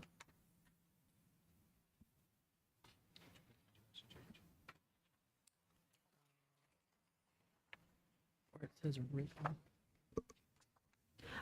I'm just trying to understand, I guess, is this anytime a principal wants to interview a student or a specific time? No, so this is directly speaking about when an officer comes into and asks to interview a student. So when a police officer comes in to interview students, or maybe it be child abuse, something of that nature. So when those types of interviews are requested, if the officer has let us know that we can contact the parents, because there are some cases where we are not allowed to. When they notify us that we can call the parent and ask for their permission. So currently, right now, we could take a verbal yes. However, there's no documentation behind that if we were to take that verbal yes and later on the parent regretted the decision. So in order to cover the district legally, we want to make sure that we have some level of a written authorization. So it's only in place of those outside people interviewing is what we're talking about. And also, it's outside if there's no abuse or abandonment alleged. Correct. So no abuse or abandonment alleged by the parent. Right. Right. So if it's alleged outside, it's different. And just for clarification, I believe when we talked during policy, though, that, a police officer can interview a student even without parental consent. Under very specific circumstances, that's absolutely correct. So Okay. if it's outside of those circumstances, they do need to have parental consent, and how we get it and justify that as a district is really important. Okay, agreed. Okay, so on to page 36. And this is under the section of student rights and responsibilities, the preamble. Board Member Zimmerman had mentioned that this whole paragraph has kind of contradicted the remainder of the policies that we have, specifically stating that we are constantly referring to the discipline matrix, but this does not bind us to the district discipline matrix. So this allows for additional, if there's something else that happens, it allows the district additional leeway to provide discipline. So I'll let board member Zimmerman get to the page first and then remember why she wrote what she wrote. So if you just bear with us quick second.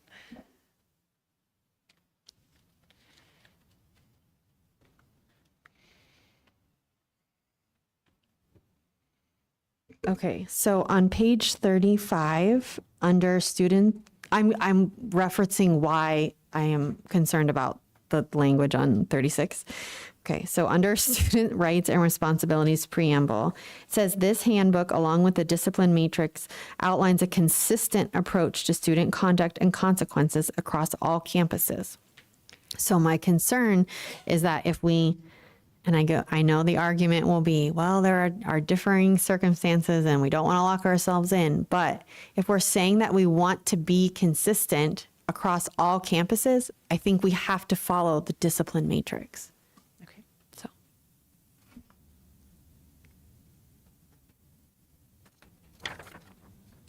Great.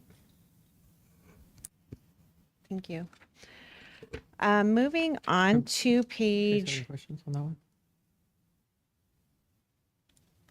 No, I'm okay with how it's written right now. But Yeah, I mean, as I look at that, I understand the intent, but I do think there's times, and that's still consistent. This is in addition to the matrix, so the matrix is going to be consistent, but there are, to Ms. Zimmerman's point, I think there are some times where principals have to do something else.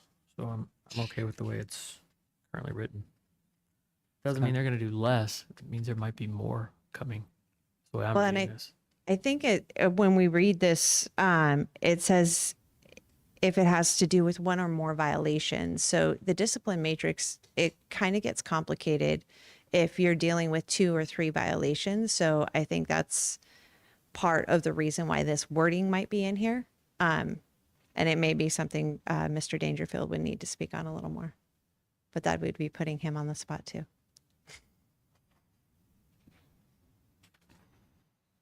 I would say this is really up to the governing board on this particular issue, but I would lean towards giving discretion to administrators, some discretion.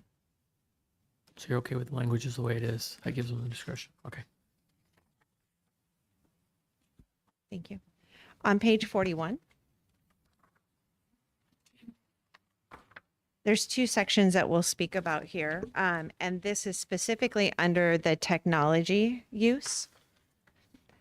So the first section, on page 41 in the second paragraph, it mentions that all technology devices distributed during distance learning and online learning remain the property of Liberty. There was a request to remove this language. I did not remove the language because we have no idea if that might happen again for any number of reasons. So having it in here may provide us with the necessary structures and safeguards in case something else happens. And then the next section that you'll see highlighted, it's around the cost. And so President Todd mentioned that costs are rising quite a bit. And because of that, to have these set fees may not be fair to the district. So he asked to provide an actual cost, like a reimbursement. So if there is damaged technology, to provide, or that be charged at an actual cost instead of these fees that are here. So these fees are offered as a list of what might some of the fees look like, but not binding us to these fees. So we'll want to make sure that that feels appropriate. Okay. All right, and we have 2 left. One is on page 47. It's number 10 of the transportation rules while riding the bus, and it's just asking to add water to allow the students to drink water on the bus.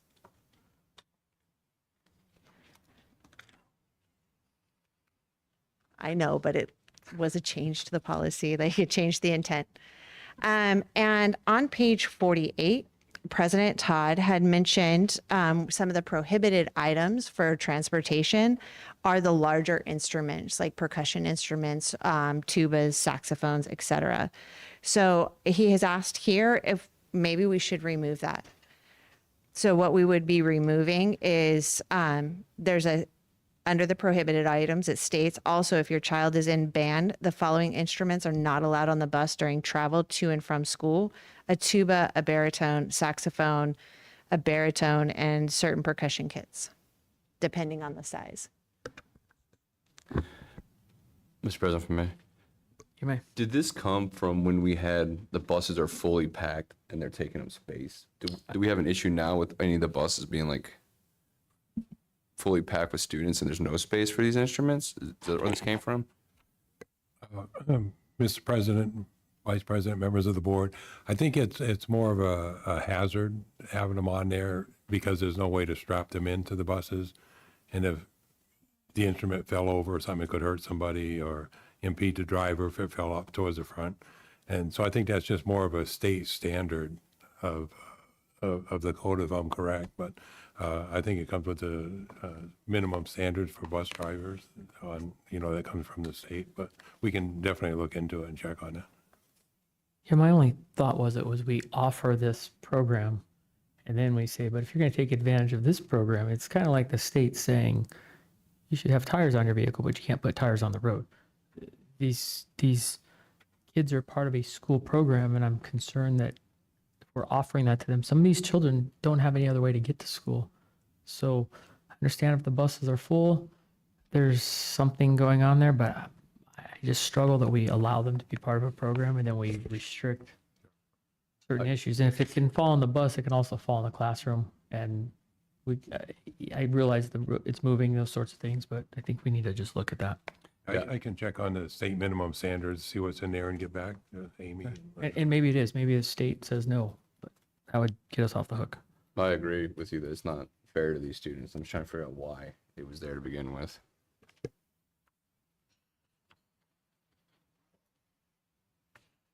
Okay.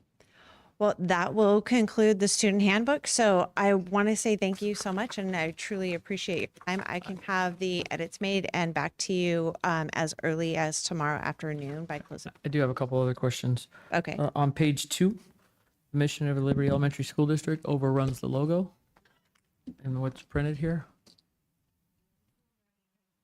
And also, we've got a mismatch of logos. You got a different logo on the front page than you do on the second page. I will work with Ms. Zumbro today. I don't know which one. I think that's the one we've always used. That's what's on our business cards. That's what's the what's correct on. one. Yeah.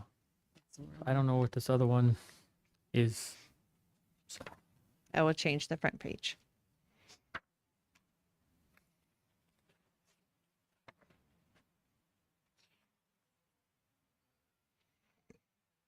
Mr. President, Yes. since we're talking about this logo, is it appropriate for us to discuss the logo at this time? I don't think so because our agenda item is this handbook. But yeah.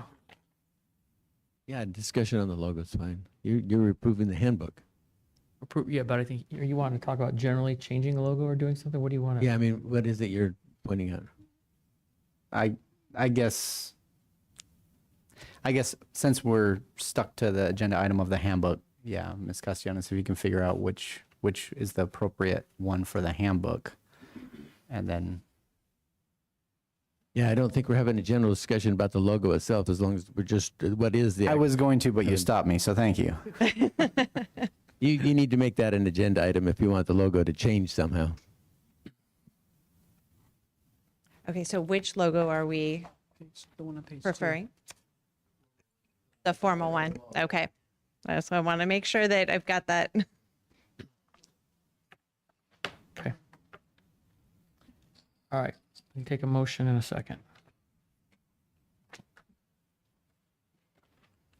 Mr. President, Ms. Schmidt. I make a motion to approve the student parent handbook for the 25-26 school year with the corrections made.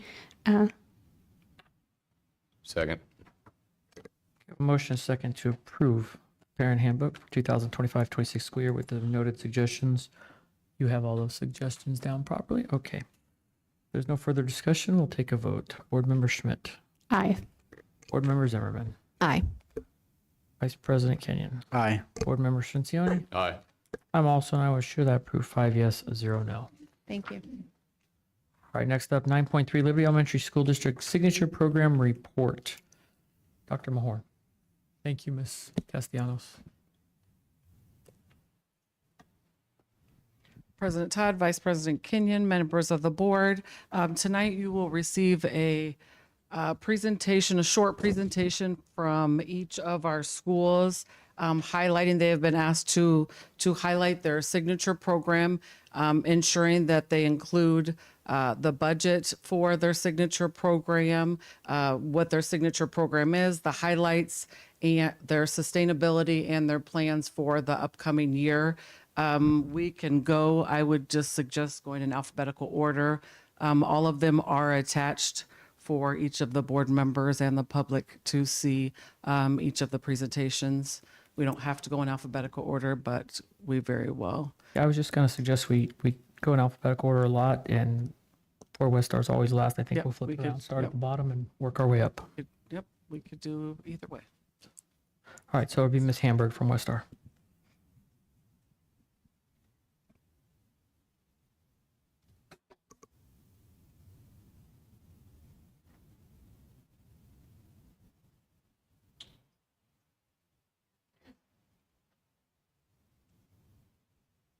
All right, good evening. Hi. I don't think I've ever done a presentation at 9 o'clock before, so this is a first. I'm excited about that. All right. Well, good evening, President Todd, governing board members, our new superintendent, Superintendent McDonald. Nice to see everybody this evening. All right. Well, I have the privilege of talking about West Star and our STEAM program that's going on. So the pictures that you're going to see throughout the presentation are ones that capture things that we have done throughout the course of the school year. And I have a clicker, so I will use that. All right, here we go. Overview and purpose. Our goal, our vision is to build an authentic, student-centered, interdisciplinary STEAM program. Again, looking at deep instructional quality, expanding partnerships, embedding STEM into K-5 learning. We know that it's very visible and seen in 6th through 8th grade due to our science programs, but really looking at that into K-5. Some successes for year 1 that we have right here. We developed a STEAM committee this year, which was exciting to have people be part of that. We had some STEAM buddy days. We had 2 this year. What that is our younger grades and our upper grades were partnered together and gave them opportunities to do a STEAM activity together. So that was exciting to see our campus come together that way. We had a Thanksgiving Day parade where they did floats, and then we used little robots that they literally did the Macy's Day Thanksgiving parade. It was really fun and cute to see. STEAM camp, and then we had our STEAM night as well. So looking into year 2 of implementation of STEAM under my leadership, some things that we're looking at is our signature programs, curriculum integration, community partnerships, funding sustainability, data and outcomes. So I'm going to go through those things with you guys right now. STEAM buddy days, we had 2 last year. We're going to do 3 total this year. So each trimester we'll have a STEAM buddy day. We dedicate about 2 hours. Last year that was a little much, so about an hour and a half in the morning where they partner together. They have an identified activity that they do together, and then they have an opportunity to present before they head back to the classrooms. We do have our coding program that we're using for our computer science class. We're also going to be embedding some makerspace activities for project-based learning into that. We're going to be doing some work, hopefully, with urban farming, talking about sustainability. We have our STEAM Thanksgiving Day parade that we're going to continue to do, STEAM Career Day, and then after-school programs we're hoping to include this year, such as robotics, partnering with Estrella Foothills. Mesa Engineering is something that I'm hoping to bring on that I have experience doing at my prior campus for grades 6 through 8. Girls Who Code is another one, and then Makerspace, and then 3D printing as well. I learned at the end of last year we have a 3D printer at West Star, so I'm hoping that we can embed that and use that. Hopefully it's fully functional. We're working on figuring that out. And then STEAM Camp, again, we do have a date for that. That will be the last day in May. And then, of course, looking at doing some more makerspace activities. Something that we've been really intentional of doing is our STEAM-based field trips. So here's a list of ones that are highlights that we did this last year. The presentation started with the one that Ms. Crawley took our MAG kids to go do at Knott's Berry Farm, which was really fun and exciting for them to be able to do. But these are just some intentional opportunities for project or for field trips that we're doing that definitely tie right back into our STEAM education emphasis at West Star. Curriculum and integration is something that we're definitely looking at as well to continue to raise the bar for our performance, especially on AZ Sci. Development, thematic units aligned with the national standards, AZ standards, so really creating thematic units. So science doesn't need to just live in science. We can also embed it in what we're doing instructionally with math and ELA as well. Looking at, and this is not obviously a me decision, but since I'm up here presenting anyway, really looking at a quality hands-on science-based learning curriculum that we can use for our kindergarten through 5th grade students. I think what we have for 6-8 is absolutely amazing, but looking at something that's sustainable for K-5 as well, so that's a resource our teachers can use. And then STEAM of professional development and vertical articulation amongst all grade levels is something that we are focusing on and doing to make sure that those conversations are taking place. AZ Sci is interesting because it tests the standards for 3rd through 5th grade with our 5th graders, and then 6th, 8th, they're in 8th grade, they're getting tested on those 3 standards. So we're going to make sure we're giving them a really solid foundation, so they're not having to cram lots of learning into 5th grade and into 8th grade as well. Urban farming is a group that I have experience with working on at my former campus. It's a group that I am hoping that you will allow me to partner with this year. Dr. Joe Roselle is my contact that I've worked with previously. We've had some conversations.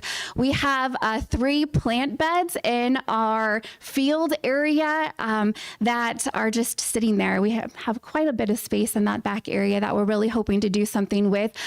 It would be looking at sustainability within there as well. So creating and doing this garden, but it also integrates a lot of STEAM-based opportunities because we're looking at, the data and statistics behind doing all of that.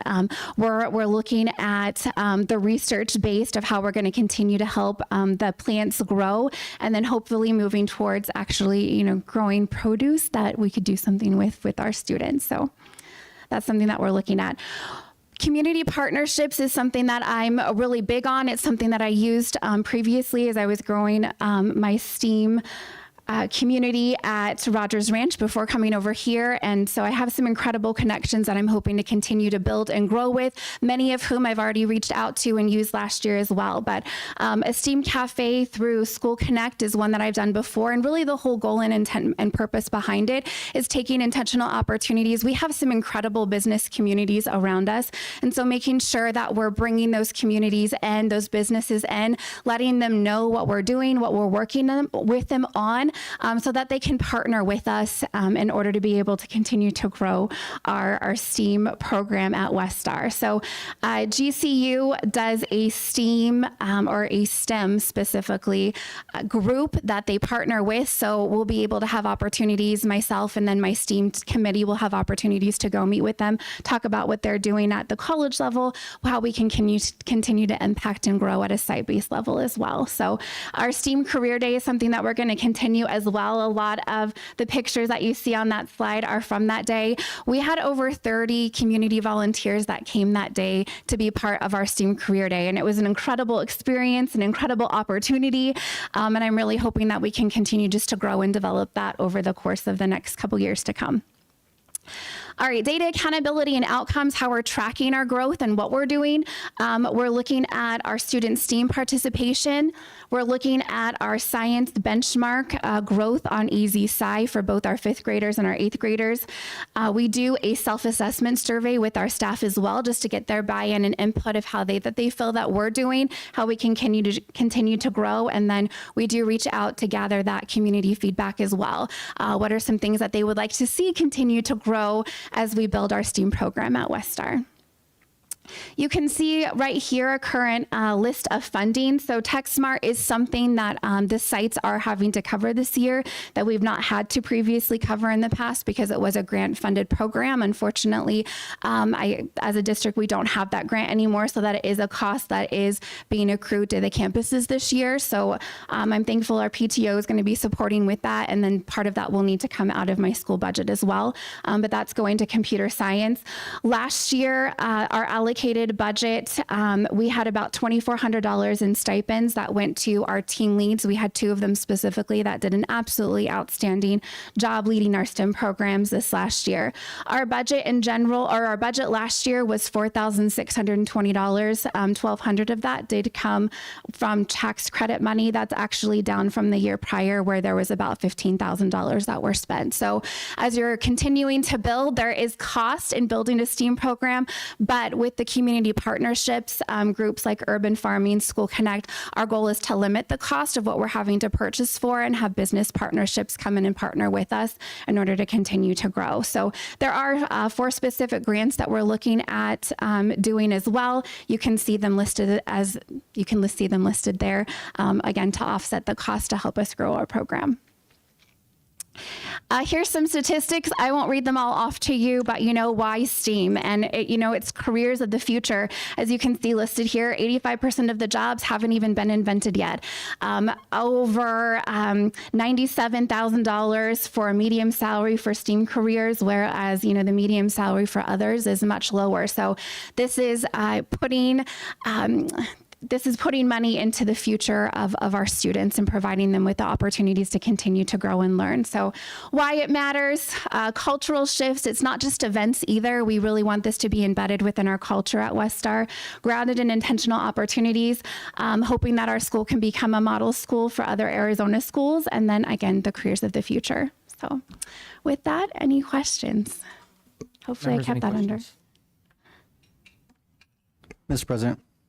Vice President Kenyon. Yeah, I thank you so much for this, Ms. Hamburg. It's the STEAM program has always been really exciting over there at Westar, and I've seen a lot of uptick in the community involvement and engagement. Different, like you were saying, different companies and get involved in. It's just wonderful program to see, and thank you so much for the presentation. I don't so much have any questions as much as a thank you for your involvement in that and keeping it, you're pushing hard. Everybody can see you got a lot of energy and you're enthusiastic about the program, and that's good. Yes, I am definitely very enthusiastic. So yes, thank you about the program and I guess things in general, but yes, maybe I'm going off of coffee too. She's probably got a bar class in 20 minutes. You gotta get to it. I wish, no. Any other questions? Not a question. I just would like to echo Mr. Kenyon. As a scientist myself, it's super exciting to see this. I love seeing kids getting excited about science, especially girls, because they fall out of it so quickly. Like they like it when they're little and then grow up to think that it's not for them. So I love that girls in coding. I'm like, yes, I think it's fantastic.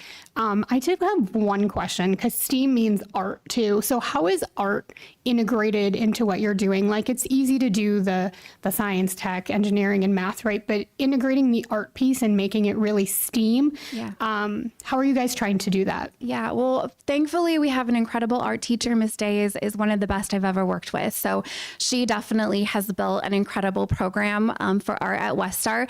The A in STEAM is something new and different for me because I'm used to just dealing with the STEM part of it.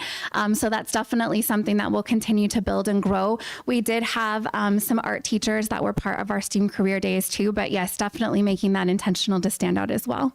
Wonderful. Thank you. You're welcome. Any further questions? Okay, I have just a couple. First of all, thank you. You've said a couple times as we build a STEAM program, and I'm appreciative that you're doing that. And I wonder what happened over the last many years of that campus, because you're building a program now at a campus that we called a STEAM school for years. So thank you for that. It's concerning that that wasn't really happening in the past. I think you recognize how little there was going on. So one thing I really want to drill down on with every campus is I'm looking at your funding. I always get concerned when we're funding programs with grant dollars, because anytime we're using grant dollars for operational issues, there's a potential funding cliff. The grant goes away. Maybe you have an off year and your pencil breaks and we don't write as good a grant as somebody else. There can be all sorts of reasons that something happens that grant dries up, and then we're left with a cliff. Yeah, absolutely. Under previous leadership in this district and a different board, we took a lot of ESSER money, grants, and then we had funding cliffs with a lot of positions that puts the district in a very hard spot. We recognize those. So what I would ask is that you look at a true budget and let us know what's it really cost to run this program. Grants are, I see grants as kind of the frosting on the cupcake. That's above and beyond. That's more the wish list versus the need list. So we want grants. Grants are great, and I love that you have grants on here. But at the end of the day, with no grants, this program probably is hard to sustain and continue to grow. But as a board, if we don't have this, and that's some of the discussion we've had about looking at cost per campus, we want to be funding campuses equally. It's really hard when you have one program getting a lot of money, and then we look to you, and here you're getting rough numbers about $5,000-$6,000. I think we need to be fair on that. And it's great, again, you're looking at $1,200 for tax credits, but as the economy changes, you may not get that $1,200 next year. So for us to paint a picture of the district and to properly fund our district, to know how much to go after an override and tell that story, we really need to know that. So first exercise, I greatly applaud what you do, but if you could just look at that and say, this is really what it's going to cost. If we spend this much money, we're going to get here. And, we can decide that journey, how far we're going, but that would really help, I believe, this whole board in the future. And I think Mr. McDonald will be kind of digging into that as well. We've had a couple discussions about that, but that's kind of, again, that per campus budget and know where it really is, because at any time you could just lose out on something. We want to include stipends in there, but there's $3,500 that just came to your campus this year. It was grant funded before, so that's a $3,500 hit that the campus has hit because we were grant funding it. Stipends, $2,400. The total budget spent was $4,620, down from $15,000. But what do we lose in that aspect? And that's a significant hit that happens. It is. I think one thing with this the first year coming in was just seeing what do we have and what do we need moving forward. I mean, I can give you my wish list of in the past what it's cost me to build a STEAM program. But I think something that I want to be really intentional at doing is building community partnerships, going out with a specific goal of some things that we want to bring in next year. So when I reach out to those community partners, I can tell them that, okay, this is what we're really building at West Star this year. This is what you can support me with, help me grow. Robotics is definitely one of the big things first, especially for those after school programs. Whether we partner with the high school or whether we look at Lego robotics, which is really kind of my wish list moving forward. It's not cheap, but if I can go to those community partners and say, these are some things that we're really hoping for, can you partner with me to bring in? Then, my goal is to build a sustainable program where I have people wanting to come work with me to build a program. You're totally right with the grants. They definitely are hit and miss. That's why, just being intentional with what we're writing the grants for. So it's not something that, I'm going to need in 5 years. It's more of an immediate need based as opposed to something looking forward. But yes, definitely way more than probably my 15-minute allows, but I can definitely give you more in depth too of what we're hoping to do at West Star beyond just what we've listed here this evening. Yeah, and just again, that funding piece is critical for us to look to the future and sure. And really know, because honestly, I won't put anybody on the spot, but I have no idea what a STEAM program to do it right costs. I know we've done it wrong for years down there. Now, you talk about getting robots. When I was in 6th grade, and I got a lot of gray hair, that was a long time ago, we had robots in our classroom, big robots, 4 foot, 5 foot tall. We're a STEM school, but we don't have that's just commonplace these days, in my opinion. So we want to get to that level. For sure. We got to know how much money that takes, and then we are definitely going to have to rely on community partners. I love that you say that because it's there, but we can't look to them to fund all of this. Yep, absolutely. Thank you. Thank you.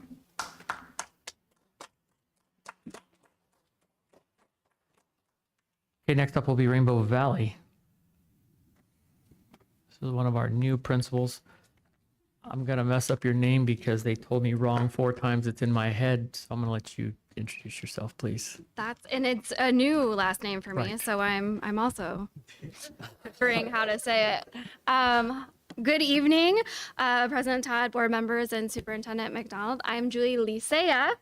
the new president at Rainbow. So good evening.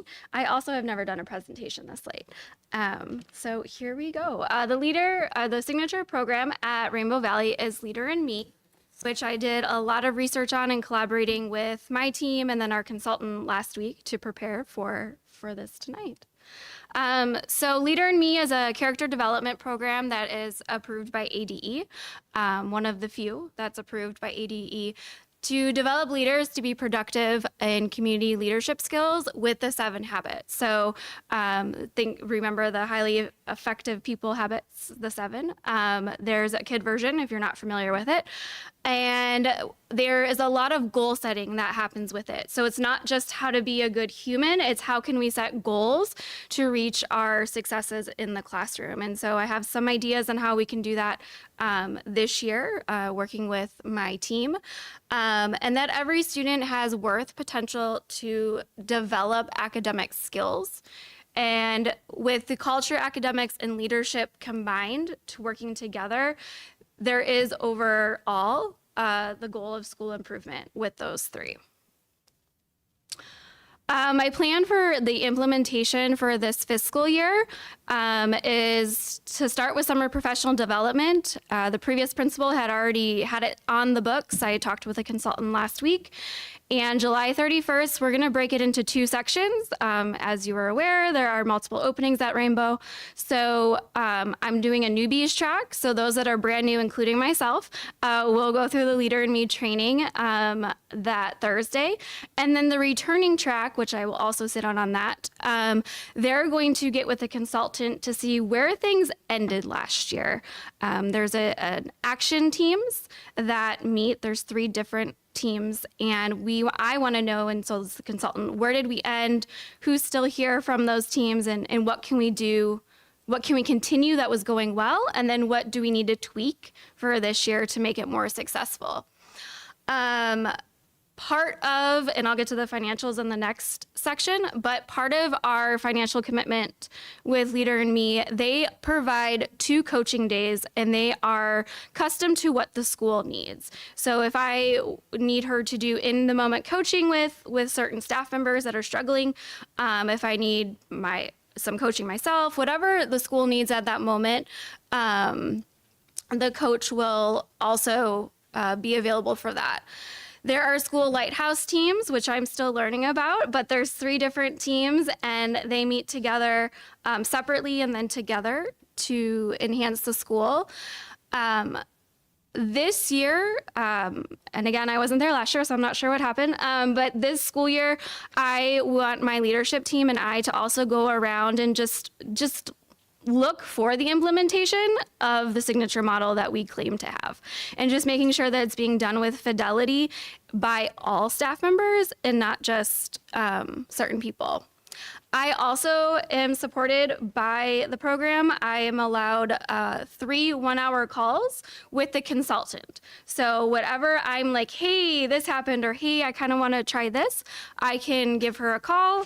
She said anytime, so I'm going to hold her to that. She's just down the road in Wickenburg too, so she can stop by if I need, to support me as I implement this signature program. And then sustaining and funding, the previous principal, she did sign a 3-year contract with the signature program.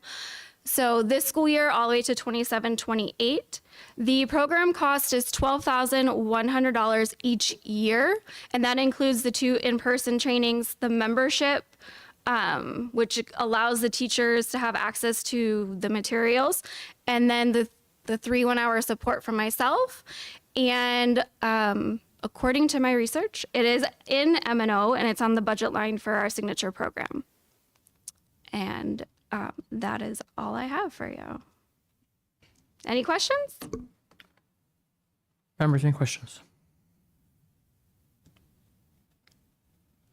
Just a comment.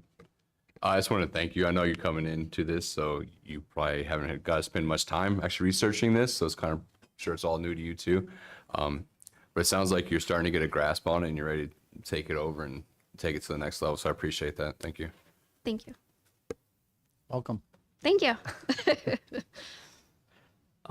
I have a couple questions, and our finance guys, folks, maybe will help us with this. The 12,100, is that all inclusive, or is there additional costs for literature, books, anything of that nature? I would have to look at the agreement. I don't know that off the top of my head. All right. And then the other thing is, Mr. McDonald, I think we need to look at this. I'm not sure that the person that signed that contract is actually a signer on behalf of the district. So probably going to need to look into that. And last but not least, I would ask staff just to look. There has been some discussion that the Leader in Me program does not fall under the executive order on SEL and DEI. So I think we need to look at that as well. We don't want to have any federal funding get cut because of a program that we have that we think might be okay, but there's been some pretty significant discussion about that program having being in conflict. And I think the county superintendent's office probably has some information on it as well. It's been, I know they've had some calls on it, so maybe you can reach out with them. Otherwise, thank you for what you've done. I know you've inherited a lot down there at that campus, and really appreciate it. I apologize that the last team there left the front office in the disarray that it is, and there's no better way to say that. It's embarrassing that they left that facility the way they did. We're going to do a better job next time making sure that you're not dumped on, which literally happened. And I just can't apologize enough for that, but it's unexcusable what they did. So, and maybe they're watching and maybe they'll learn from that and not do it at their next school district. So I appreciate everything. I definitely would like to know, again, financing, if that's all inclusive and where we're at. So if you could just back to Mr. McDonald, he can put it in a board report or something of that nature. Thank you so much. Thank you.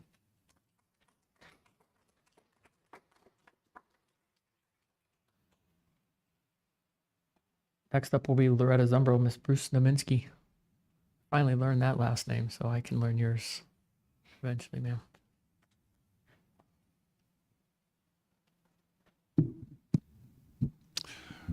Members of the governing board, Superintendent McDonald, I'm still working on saying that, and audience members, thank you for joining tonight. We do not have a program set yet, so I'm going to show you the thinking and the thoughts that are going into the creation of a program, give you the timeline as to what we're expecting and some of the rationales as to why we're thinking about certain programs. From my perspective, and this is done research, and this is done simply from common sense and best practices, in designing a signature program, these are the 4 hallmarks that I want to make sure that it has. Number 1, that it is appropriate for all learners, regardless of ability, regardless of background, regardless of special challenges, physically or emotionally, that the students may face. I want to make sure that our program is accessible, fruitful, and beneficial to all learners that are there. I feel it's very important, and I'll show you a slide in a second, that our program be science and inquiry based. As we get into a world that there is more unknown than known, and we discover new things every day, it's an important research factor to teach. It's an important research thing to teach our students how to research properly, how to test out theories, use that scientific method, and then take it out and test it out. Want it to be relevant to future careers, something that is going to benefit our students 6, 10, 15, and 20 years down the road. And also make sure that a program is rooted in citizenship and character, and that it's teaching those important aspects as well. This is a very small graph that I was able to find, showing you some of the rationales as to why we're leaning in a certain way. These are college degrees that have been shrinking as well as increasing within the last 10 years. The degree I got back in 1999 is history. As you can see, that is the fastest declining of college degrees, but I'm more focused on what is growing the quickest. And we have computer and information sciences, health professions and related, and engineering as the top 3 college degrees that are increasing. We need to take this type of data and make it relevant so that our signature program is training our students for these future degrees that are increasing, because the competition will be there. So some very initial program ideas. We're looking at possibly doing something with aerospace. We have the benefit of having Luke Air Force Base literally 15 minutes from our campus. We have already met with Luke Air Force Base. We've begun to form some partnerships with them to see, is there something that they can provide for us program-wise or training-wise, or just having speakers come out even in that first year to talk to kids about the importance of aerospace, why it's a growing industry, what it can do, not just for the local area, but international. Get kids thinking globally, and I think aerospace would be a key. We have untapped space. We have ships that maybe 15 to 20 years from now will be visiting other planets. I want our students that are going to Zumbro to be the engineers, the astronauts, the pilots, whatever you will, designing those ships.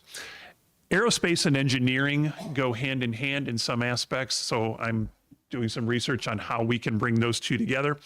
And I've also had the idea of incorporating AI. Not saying that our signature program would simply be an AI-based program, but I think it's important for our students as a component of the program we choose to have some AI integration. Our teachers are stepping up and understanding and using it. Our administrators are using it. We now need to filter that down to our students and their families. It can be a very beneficial tool if taught and used properly. A tie-in, maybe not necessarily to our signature program, but something that we have already begun to do at Loretta Zumbro, and I wanted to bring to your attention, is we are seeking an Arizona Purple Star school designation. If you are not familiar with a Purple Star school designation, easy for me to say, it is a program that is funded through the Arizona State Department of Education. And it targets families in a positive way, recognizing that because we do have a lot of military families with Luke Air Force Base close by, we are going to have a lot of families and subsequently their children who are going to move schools quite often in their career. Every 18 months for some, every 3 years for some. And the Purple Star program is a symbol that we can put on our school to say, we welcome the children of military families, and we are here to support the children of military families with the transitions that are often very difficult for them, having been in school, maybe in Texas in 2nd grade, moving to North Carolina in 4th grade, and then starting middle school in Arizona. So this is a program that some individuals I've already met with out of Luke Air Force Base have been very transparent and very open with what they can do. So we do have some contacts. I am interested with governing board approval. We'll speak with the superintendent if that is something that the governing board would like to see a presentation on, the Purple Star program. I've already laid the foundation for that with the people to say, would you be able to come out sometime and speak to our community, our governing board if possible? And the answer is yes. So I'm looking forward to hopefully bringing them out. And I don't know, again, if this is going to directly tie in to our signature program. However, our signature program is most specifically is going to have some sort of connection with Luke Air Force Base. And so I did want to bring this in to at least expose you to what that might look like. A timeline, August and September, we are researching. I have already begun researching the programs, as well as we will gain input from a parent survey that will go out most likely in September with some ideas that we have to get some feedback on what our parents want to see in their signature program, because it belongs to them and their children as well. In October, we will have a parent forum. We will discuss the results of the survey that we send out. I'm not saying we will leave that October meeting with a clear-cut signature program to recommend, but I do believe it's important to get the parents, not only in the survey aspect, but in the face-to-face aspect, to have an audience so that they can speak about what their concerns are, what their excitement is about it, and surface what we might be able to do with that. And then hopefully in November, December, this is a goal to make a final recommendation and submit a proposal to the governing board here as to what we will move forward with to begin implementation for the 26-27 school year. So not as dynamic as the other people who are speaking about the great things that they have already done. This is more what we are hoping to do and planning to do. Wanted to give you some ideas on where we're at right now, very early in the stage. So I am open to any questions that you have. Mr. President, if you may. You may. Yeah, I just want to say it's an amazing opportunity you have as the principal to set up this program that's going to be long lasting at this school, so that's pretty good. And I also want to say, as a veteran from the Army for 20 years and I retired recently, like this Purple Star program that's out there is amazing. Like seeing the struggles my kids had to go through every time we moved, every couple years, and seeing them trying to integrate into the new class and navigating the new routines and new friends. So it's amazing. I'm glad this works. Hopefully this works out and it's something that's beneficial. Mr. President. You may. Thank you so much for the presentation. More of a comment. I was just happy to see that, you will be engaging the parents and, possibly maybe students, because I think, they have a vested interest in the signature program of their new school and as they start to build the culture of Loretta Zumbro. So thank you so much. Thank you. Any other questions tonight? Mr. President, Yes. more of a comment. Again, I love what you're doing with the school. There's a lot of positive things happening, and the aerospace engineering thing, that's going to be really key. I really do think. I think you're on the right direction, right path with that. And as Board Member Sorrentini said, the Arizona Purple Star School, the program is just phenomenal, and I'm glad to see we're putting that in there. I know when we were doing the policies, it came up in our policies, and I was like, wow, all right, good, let's start this. And I'm glad to see it's going. So thank you. I think the only reason we haven't taken the full dive into aerospace engineering is yours truly needs to figure out what that actually means. Boeing's right up the street too. I know, and once we do that, but we will see. So thank you for the comments. Thank you for your time. It's exciting to see Loretta Zumbro start off. You got a great namesake. So I know you've got support of everybody, and it's a great community anchor. So thank you. And also, while you're looking at this, we'll be growing that school up to grade 8 eventually. So be exciting times. Thank you.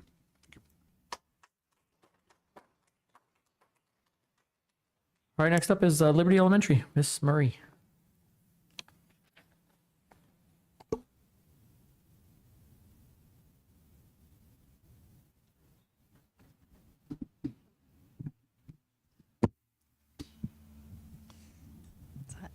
Good height. Okay.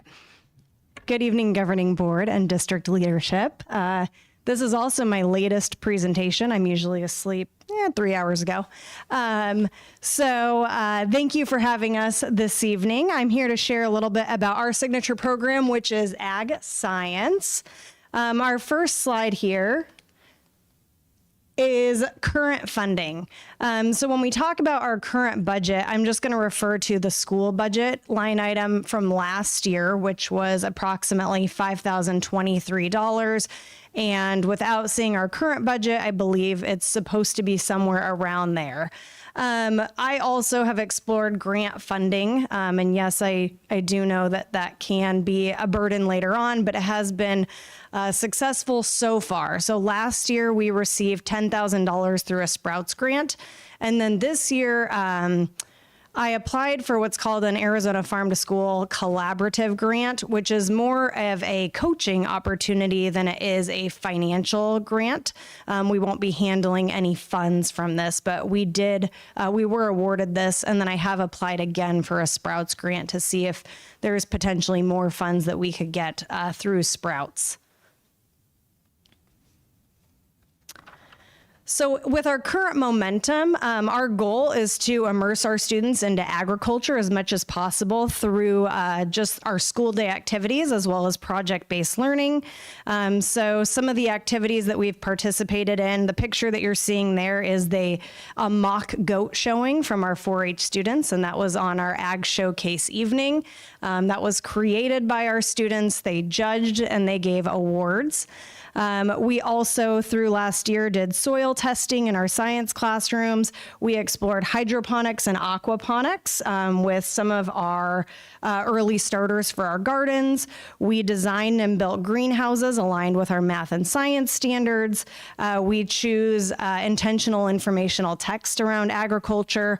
We're doing vermicomposting, which will be bringing those worms back out. And we do testing on which type of soil the vermicomposting or the regular soil or traditional yields the best crops. So just breakdowns, if we do receive the Sprouts grant again, this is similar funding to how it was spent in the previous years. It would be $1,200 to provide a stipend for either ag sponsors or one for an ag club, approximately $5,000 for garden supplies and physical features to maintain and continue to upgrade our watering systems, $2,800 potentially for plants and soil, and another $1,000 for learning tools. This would allow us to get some specific gardening labs, plants, cookbooks, etc., that are highly recommended for students.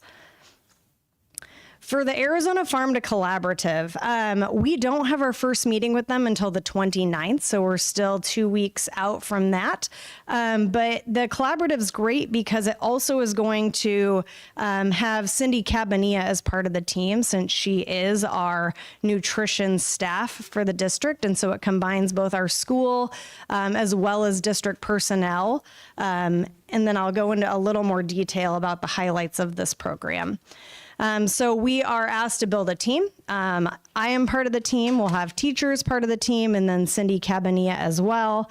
They're going to provide us with tailored support. They'll help us with different connections, new ways for integration, and ongoing professional development for both us as well as our staff. And we, when we wrote the grant, asked specifically for community connections and partnerships. For additional areas of integration, in addition to what we'll be using that grant for, continued classroom integration, so ways to engage students aligned with our standards on campus, continue with Arizona Farm Bureau's Ag in the Classroom. Their roster is actually opened up today, so we already have them scheduled for twice throughout the school year, and hopefully a third time as well for junior high. We always find a classroom ready for hatching chickens, and we like to work on that with genetics as well.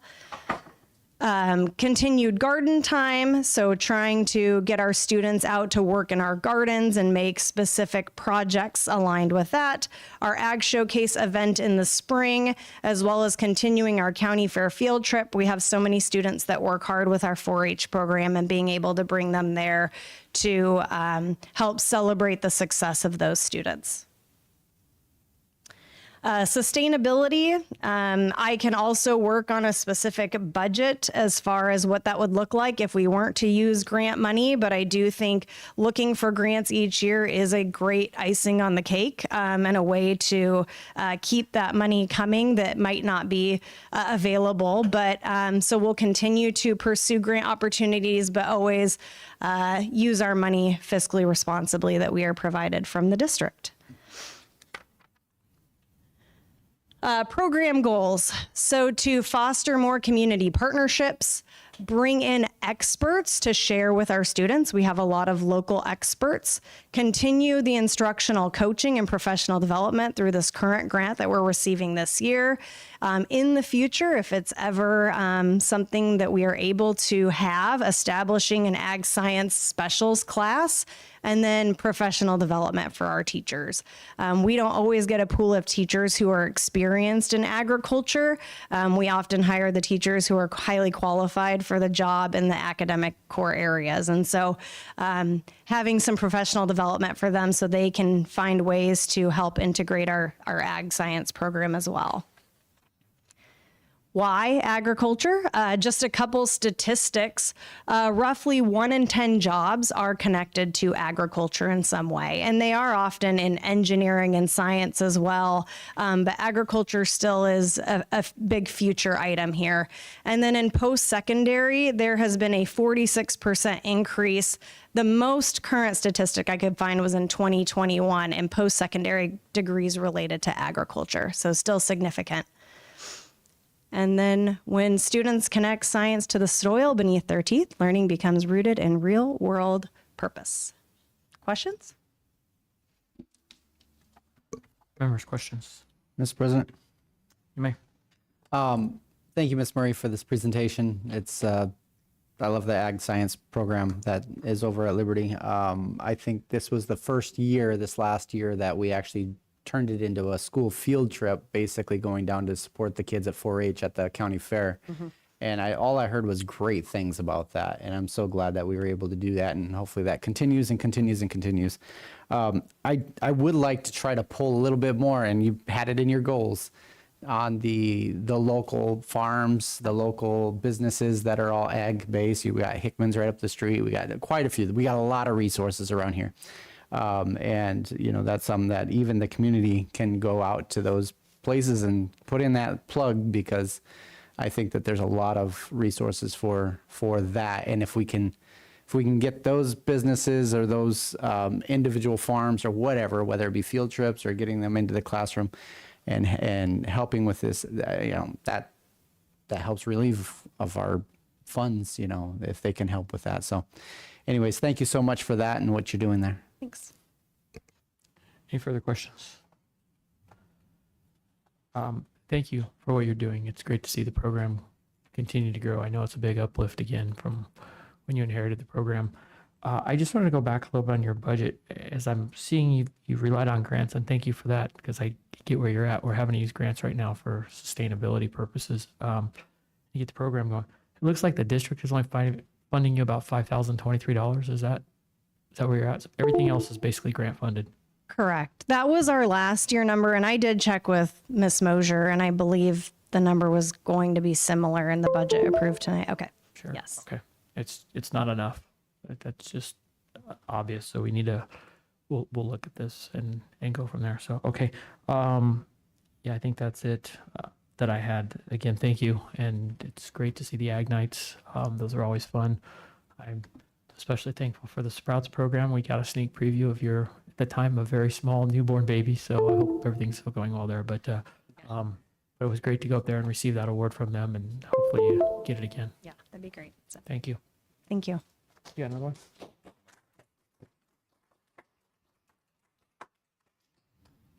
All right, next up is Las Brisas Academy, Miss Kathy Gentry. Good evening, Governing Board members, Superintendent McDonald, and members of the community. I'm going to represent Las Brisas and the programs that we have. We have currently about 600 students on our campus. It's designated Title I. 55 students on our campus are language learners, English language learners. And our signature programs are K-5 dual language, immersion, and performing arts. And we are the home of the Roadrunners. Our mission is to cultivate curious, confident, and problem-solving students. And we do that by focusing on visual and performing arts and the dual language immersion program.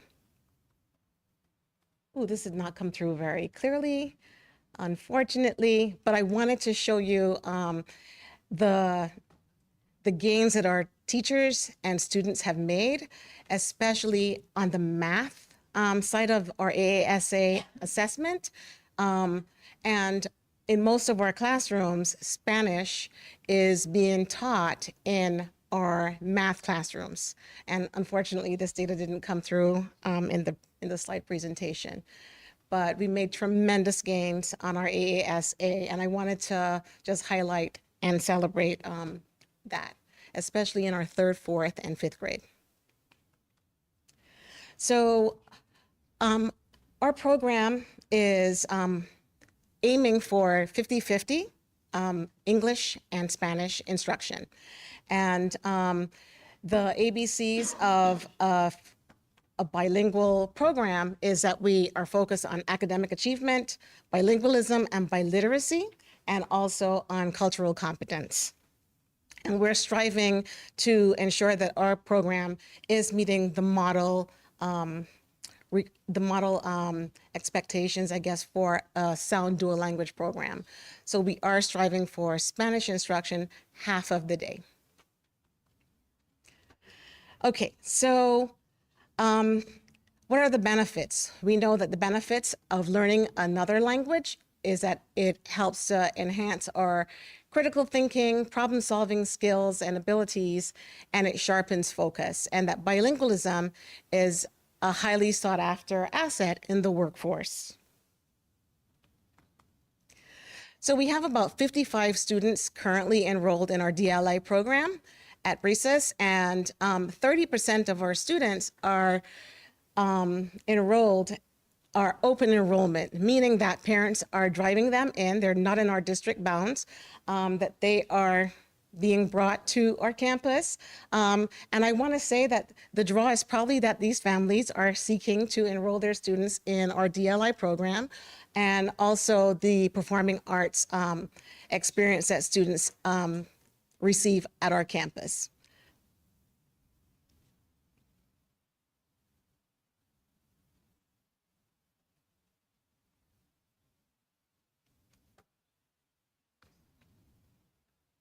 That works too. Thank you. Thank you. Well, you can see the tremendous success that our students in 3rd, 4th, and 5th grade, especially on the math AASA assessment. I just really wanted to highlight that. Our language arts, they're also making tremendous gains in several of our grade levels, but on our math side, we're seeing significant gains for students. Okay, I'm just gonna jump. Oops. So, okay, so our performing arts. We have multiple programs at our campus, and we know that these programs, they build students' self-esteem and teaches perseverance and all the things that help build up students. And then we see that performance and academically as well. So we know that there's a tremendous impact with students having opportunities to perform. Some of the performances that we've had, do I get to scroll? Okay, Studio Center Dance. This is one of the after-school events that we have, and I'll speak a little bit about how we are able to afford this when I get to the budget. And then we also have plays, like this past year we had the winter play was Alice in Wonderland, or that was in the spring.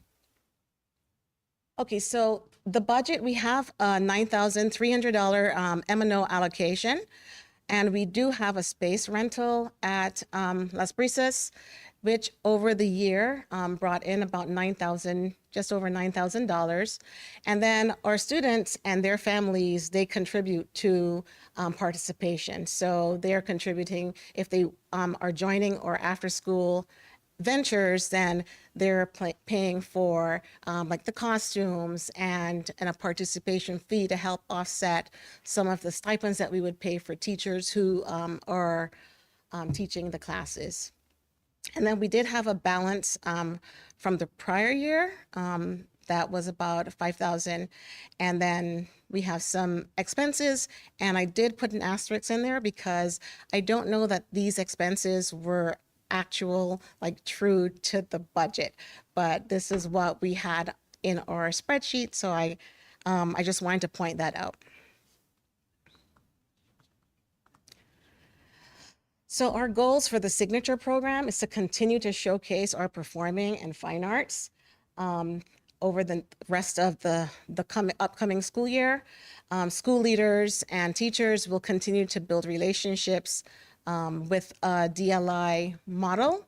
So we're going to build our capacity as well, and that we're also going to target utilizing 100% Spanish in our classroom. So we have several classrooms that are very sound in terms of utilizing Spanish 100% of the time, but we need to continue to build our professional knowledge and of how to deliver that instruction 100% of the time in all of our dual language classrooms.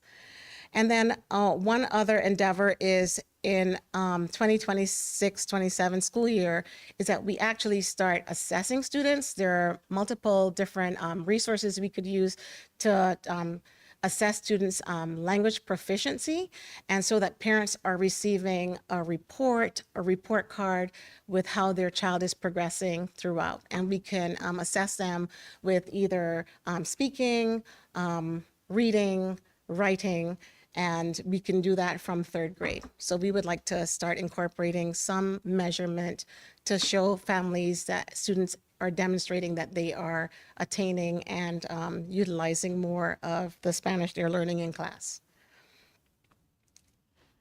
And then our immediate goals for next year are to get to know our students, families, and teachers, evaluate the instruction. So that's personally for me, to get to know all of our community and evaluate the instructional practices that are in place. There are some sound instructional practices in our classrooms, and we need to leverage the experts on our campus especially in our dual language classrooms. And there's many staff coming into our campus with passions, and they can also impact the performing arts as well. So we need to leverage what we have on our campus. This year, we'll be conducting walkthroughs and providing feedback to strengthen our dual language program, and also introduce a look for tool so that we are targeted in how we approach the language development in our classrooms and how we're engaging students in that language. And we're going to offer professional development opportunities in multiple areas so that we are building our capacity across our campus. And then we want to get to know who our community partners are. Currently, we have staff who are providing the like the dance instructors and those things, but we want to partner with some vendors and continue to build our program with our community in mind. And then also serving parents to see what their needs are as they see fit. How can we go about improving our program? Thank you. And do you have any questions, concerns, or feedback? Members, any questions? Mr. President, if I may. You may. Yeah, I was going to ask a question about the programs only through K through 5. I seen that you addressed that and kind of trying to expand into 6th grade. Is the ultimate goal to try to get up through 8, or like what's your goal for that? That would be a dream. It's a dream that I would love to realize for the district, and knowing that our students, they can earn high school credit if they take the like an Apple assessment, which is a language assessment that shows students' proficiency in Spanish. They can already earn high school credit while they're still at a K-8 campus. So yeah. Mr. President. You may. I love the dual language program. I'm so happy that we have that option in our district. I grew up in a district, in a large public district that had language immersion schools available. I did not attend one of them, but I had many friends that did. And I had one friend in particular that's popping in my head that graduated from high school with a minor in French because she went to a French immersion school. She continued through middle and high school, and in high school got to go to college and take French class, so that puts her ahead in so many ways. And if we can do that and get our students on the path to doing things like that with Spanish, which we should all probably know, I wish I knew better. We're just setting them up for success and talking about science careers and all of these other things. If they can speak 2 languages or 3 languages, they're heads and tails above their competitors going for these jobs. So I'm so proud that we have this. I love the idea of getting it through middle school, but I know one of the hard parts is finding the instructors who are also able to teach in Spanish. But if we could do that, what an amazing opportunity we would be giving to our students. So thank you for everything that you're doing. Thank you. It's possible. We can do this. Mr. President. Couple more. You're not off the hook quite yet. Nice try. You almost made it, but no. We'll have your second presentation after the last school. You get to be the latest to leave. Ms. Zimmerman, go ahead. Thank you so much for the presentation. I just wanted to, take a moment with you to recognize the success of the math ASSA. I mean, when you look at those numbers and the growth from the year before, it really is incredible. So, hats off to the teachers and the staff and the administration that, were able to achieve that and that you're able to, work to continue that improvement. I also really just enjoyed your goals. I thought they were very forward thinking, very specific in what you hope to accomplish with the program and really moving the program forward and continuing to try to grow it. So I really appreciate that. Thank you so much. Thank you. You're not done yet. Again, I just wanted to look at budget-wise. It looks like we're funding you at $9,300, but your program right now is costing $33,415. No, that's not accurate. Oh, you're making that. No. Okay, so you're funding your whole program's only costing $9,319. No, it's costing less. I want to say less than that. Okay. All right. We had I an overage misunderstood. the previous year, Okay. 5,000. Okay. And the space rental or the facility rental, that's another 9,000. So we're in the, You're on the other side of everybody else. Okay, great. Okay, my apologies there. I too will say your dual language program is, it's very cool to come there and see kids learning math and Spanish. I would argue might be a tri-language program because math is its own language for students, and to pick that up and be doing it in Spanish I've seen before is amazing. Your programs have been great. I always like coming to the Studio Center plays. They're fantastic, so thank you for that.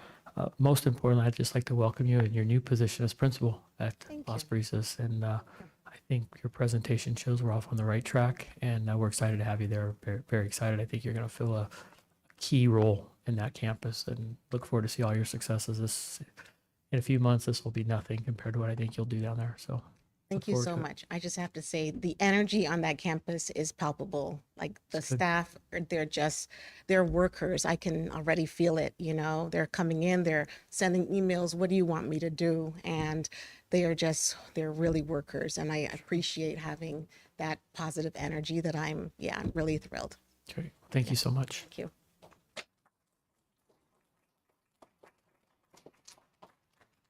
All right, next on the list will be Freedom Elementary, Mr. Carlos Ardon.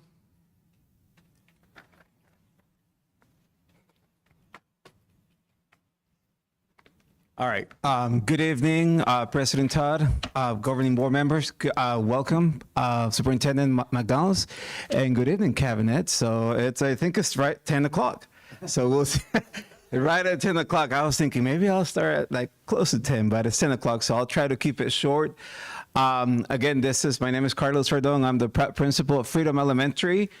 This will be my second year going into Freedom. I was sharing with Kathy actually that I'm super excited about this year because I actually know the community now. I know the needs that the community has. I got to work with amazing teachers this last year, and luckily a lot of them are coming back, a lot of those key players. So we're excited to continue something that we started last year. So I'm here today to talk about our program, our signature program, which is communication. And right when I started last year, I kept asking, like, what do we do? What is communication? So I was asking teachers, like, what is your role in this? What is your role in that? And, I got mixed answers from different teachers, but I did have one teacher that wanted to take on the whole program, and she actually wanted to volunteer. I asked her about a stipend, and she said, you know what, I'll do it for free. I just want to make sure that we get this group of students really excited about communication. But I don't have a lot of pictures. I actually have some videos that I wanted to show you because our students at Freedom are really, they're really talented, right? And that's something that we want to continue next year, and I'll get into a little bit more. So I'm going to use this to show you, let's see if it's working. Let's see. Oh, here we go. So basically, what is it, right? So our communication program at Freedom, the whole goal is to be able to have students communicate via multimedia, different, and then broadcast what they're able to record, whether it's throughout the school or work. And this year, actually, I want to connect it to more academics. I want it to be educational because the videos that you're going to see daily announcements. You're going to see some episodes of what we call Talent Talk, where they'll go around and record some of the events that we have. But this year, and I know I'm jumping ahead, I want to make sure that it's more connected to our academics and to what's going on in the classrooms. So we have monthly and quarterly or even semester talent talks. That is the name of a program that we use, that our students go ahead and then actually go around and interview teachers or members of the community at different events, and then they go ahead and put those videos together and create this amazing video. And then I have some to show you. If you can play maybe the first one, which will be right here. Actually, that's go to the first one. Yeah. Wait a minute.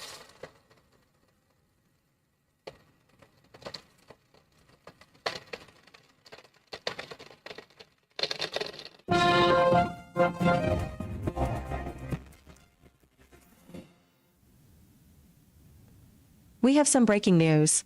We have a new Tell on Talk crew. We are so excited to be able to create some cool month videos for you. We cannot wait to show all the wonderful things that are happening across our Freedom campus. Go Falcons!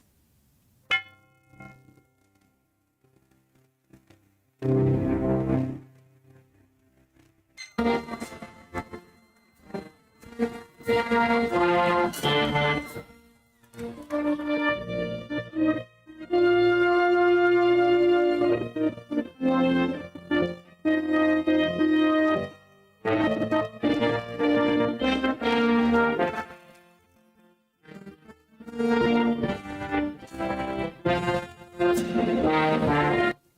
this was the first episode of our talent talks. As you saw, that was the student group that was staying after school, and during specific events that would go around and record and put these videos together. So as you can see, this is when we were celebrating Veterans Day and all those different events that happened in the first semester. So talking more about what does it look like. So let's see. Can you play the daily announcements? So I think it was the first video you have. Yeah, that one. Freedom Falcons. Today is Monday, May 12th, and Special Sortation Day 1. The weather forecast for today will be sunny with a high of 104 degrees. For tomorrow, the weather will be 100 degrees with bright sunny skies. Today's lunch menu options are orange chicken with brown rice, mini corn dogs, or a fresh turkey, ham, and cheese sandwich. For tomorrow, your lunch options are grande cheesy nachos, juicy hamburger, or fresh turkey and cheese sub. Quick reminder, there is testing happening on campus today. Please be mindful of those grade levels testing. Those are all the announcements for today. Have a wonderful Monday. Please stand for the Pledge of Allegiance, followed by a moment of silence. So the really cool thing about Freedom is when I was coming from Phoenix, I was doing announcements every day.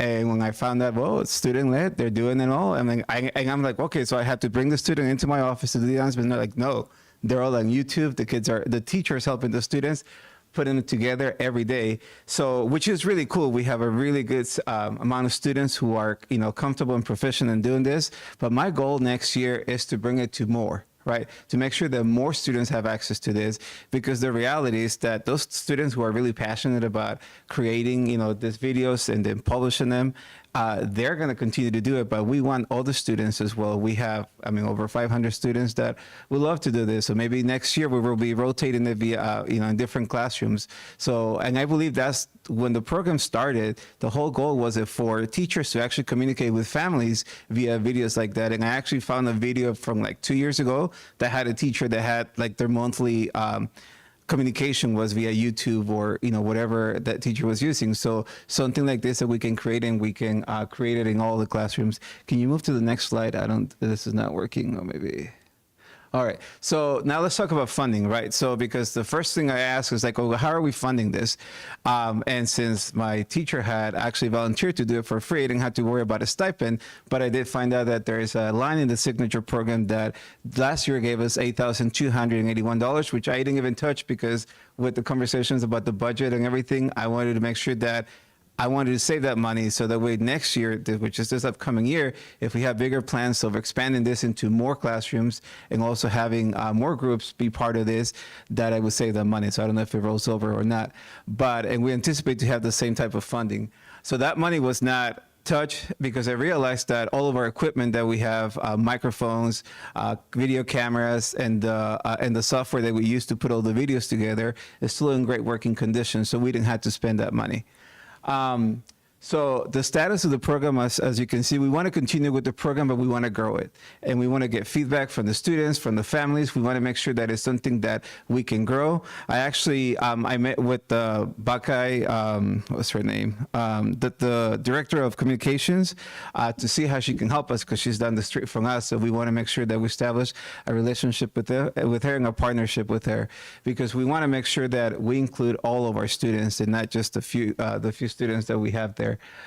Because at the end, some of the things that we wanted to do is we want to have some of those mini lessons that our teachers are really good at, maybe create them and publish them and post them online.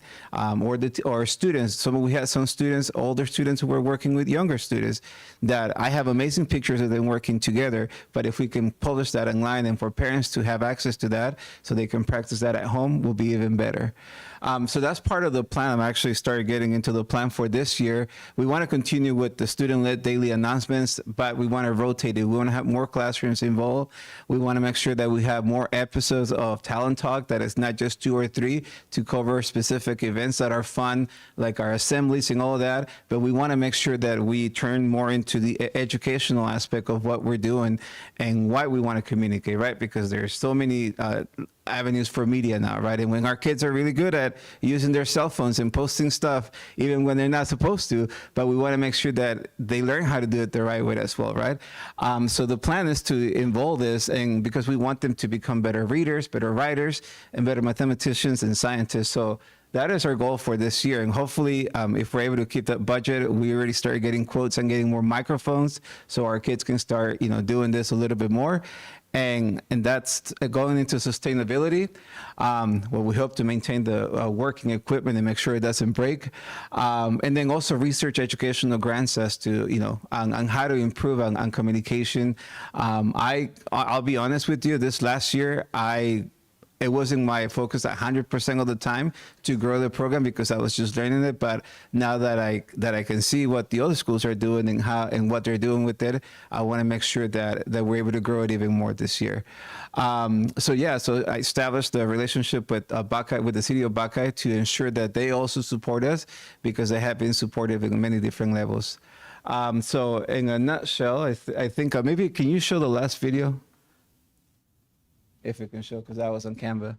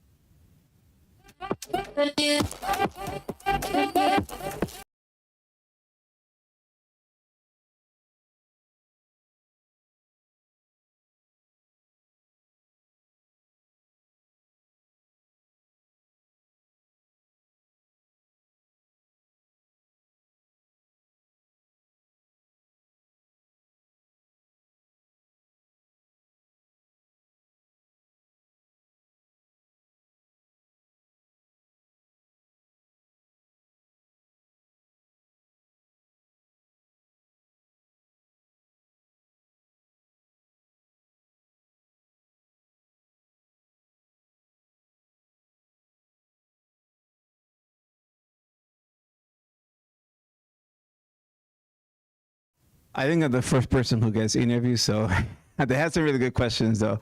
But anyway, so that is my presentation. The goal is to continue to grow the program and to get more of that equipment so we can get it into more classrooms. We do have the Chromebooks, the 1-to-1, but we do need a few more microphones and maybe more cameras.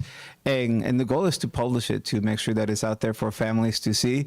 My reading intervention was going to record a few quick videos on, some of the reading skills and some of those mini lessons that our kids can practice, and she was going to do with students as well. So I kept it under 12 minutes. But now I'm open to any questions you may have. Members, questions? And Mr. President? You may. Yeah, thank you, Carlos, for this presentation. Communication is such a key thing, a key life skill for everybody. It's a great program. I wanted to ask first, do you guys have a green screen, like a media room, or is it? No, we don't. Okay. So that's it's on the wish list. Okay. All right. One of the things I would like to encourage, and I know technology is huge, right? We're getting in a lot of technology, but I think one of the things that we are getting away from, which we need to focus on a little bit more, is the face-to-face communication. So I would encourage, and take it back to your staff and talked about it, but I would encourage something like a tech-free communication day, where no phones, no nothing.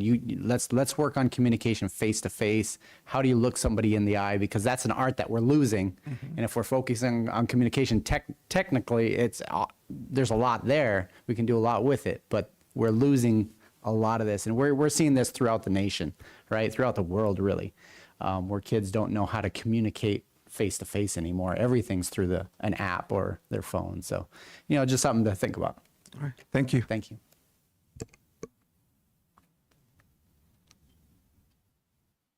All right. Do you have an idea, Mr. Ardone? You mentioned new microphones, new cameras. Do you have any idea what the cost of that will be and what you're thinking of, how many? And that would be great to bring forward so we can start looking for that funding.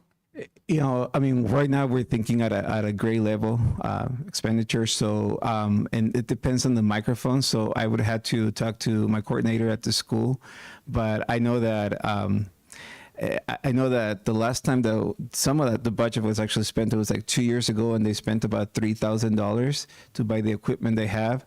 So I would assume with the prices going up that it will be somewhere around that, which our budget would cover. Okay. Thank you. Enjoyed seeing the videos. Thank you for the All right. presentation. Thank you. Mr. President, could we Yes. take like a 3-minute recess? We certainly can. I was just waiting for somebody else to ask that, so I didn't have to be the one. Let's show us in recess for 3 to 5 minutes, something like that.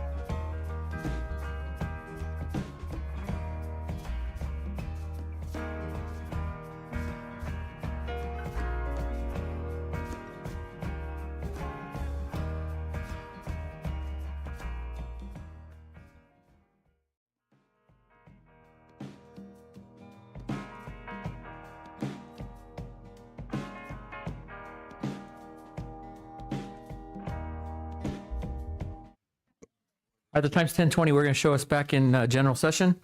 And our next program will be Estrella Mountain Elementary School with Miss Lindsay Boris. Good evening, Governing Board, District Leadership. Thank you for having us this evening. Estrella Mountain is unique. We have 2 programs under the International Baccalaureate. We house the PYP for K-5 and MYP for 6-8. So tonight I will briefly go over all 5 of these topics and then leave some time at the end for questions. Like I stated, we have the primary years program, which is kinder through 5th grade, and then the middle years program, which is 6th through 8th grade. Our PYP, I don't know where the S is down there. Some important things to note with our PYP is that all of our students know their learner profiles, that we have transdisciplinary themes. So if their unit is global thinking, then it is taught in music, art, PE, math, science, all of the different content areas. One of the goals that we had the last 2 years was working on inquiry-based learning in K-8, and our K-5 teachers did a really nice job of ensuring that was occurring. And then the other big piece in here is agency. So we want our students to own their learning and go out and take action. So if they are wondering about something, they are researching it, they're taking action and owning their own learning. MYP is very similar. We have the approaches to learning, which then takes place for the learner profiles. Again, you have the inquiry-based learning. You have services action. So this is getting students to go out and do their action and apply their learning through community service, which we connect with our personal project at the end. In a traditional MYP program, there's 5 years. We only obviously have 6th, 7th, and 8th. So we end it in year 3, and that's when you see them do their community projects. We had an evaluation in October. It followed a year-long self-study for both of the programs. So what happens is you have 1 year to have a self-reflection on both programs. You submit your reflection. It's a very long document. It's about 25 pages, and you submit that to the IB. They then review that, and they send out 3 evaluators for a 3-day evaluation.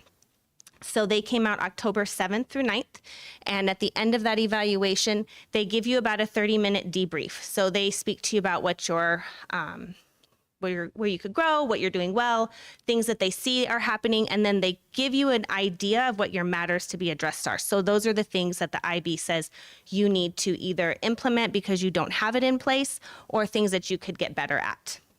Then in February, you get an actual evaluation report with the items all laid out in there.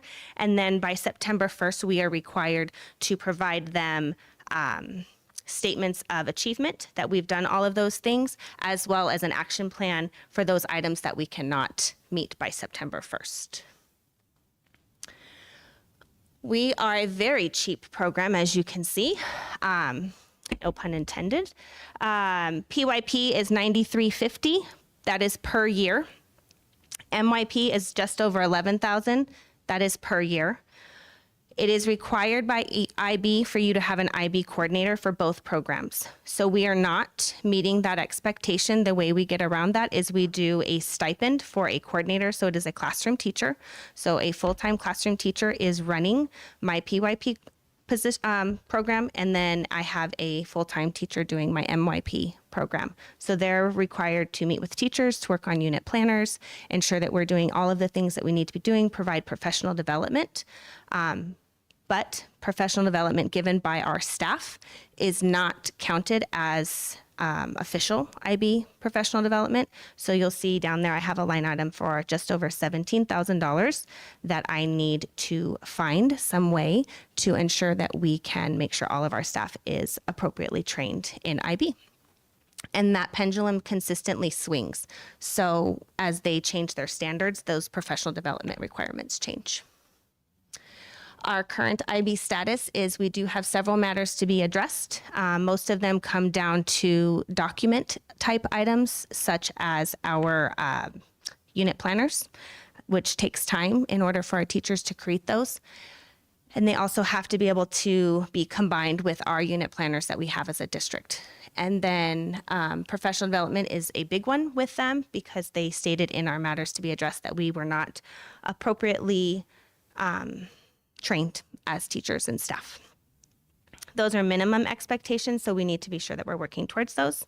And then we have an action plan that my IB coordinators and a few of my teachers have been working on with me to ensure that we can move our program in a positive direction.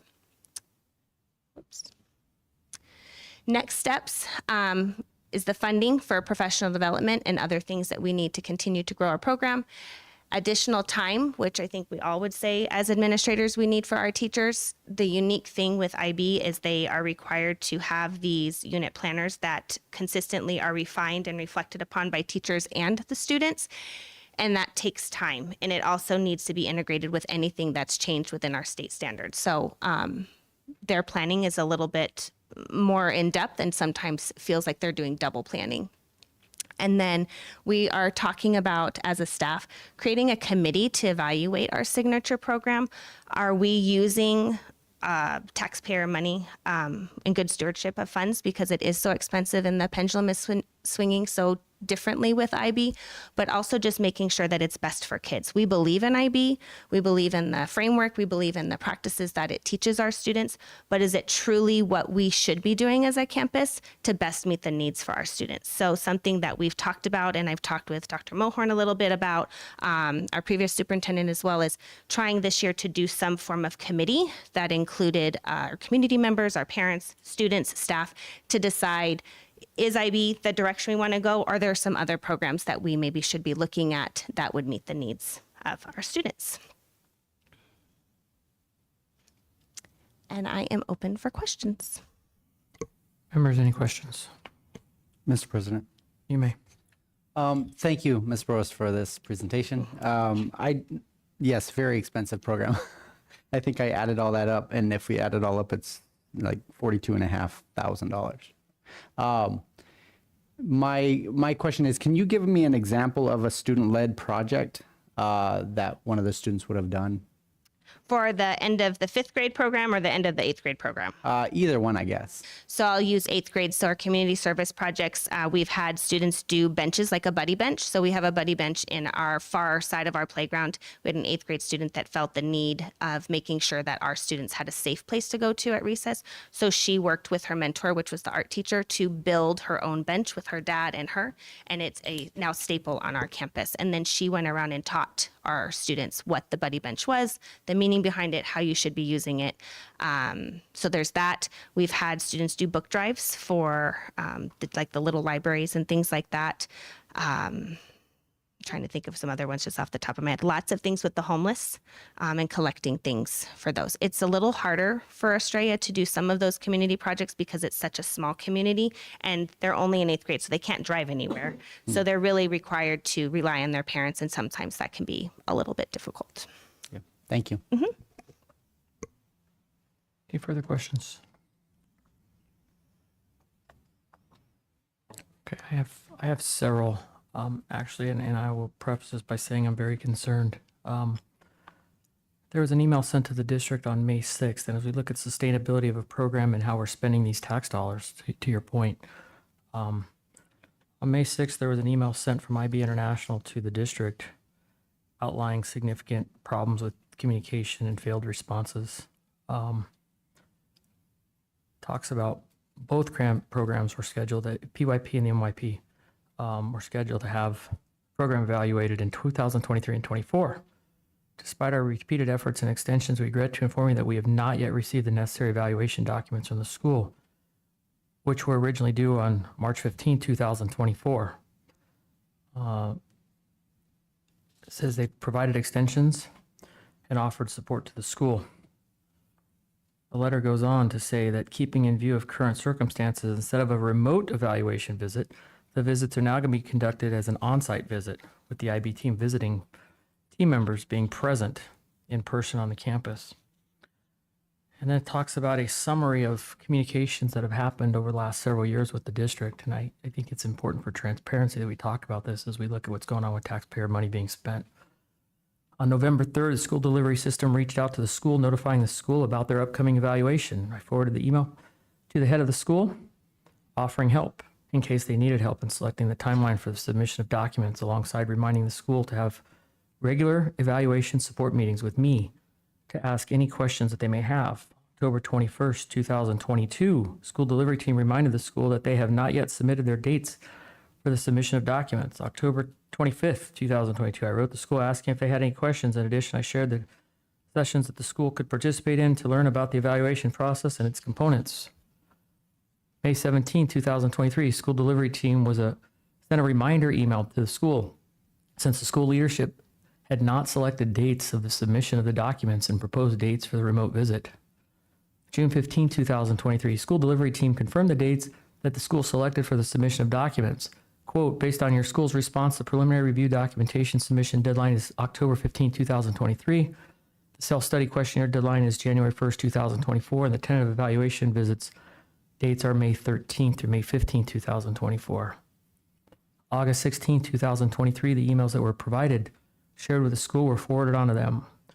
September 15th, 2023, school delivery team confirmed the new dates that the school wanted, the last timeline the school could select for their evaluation.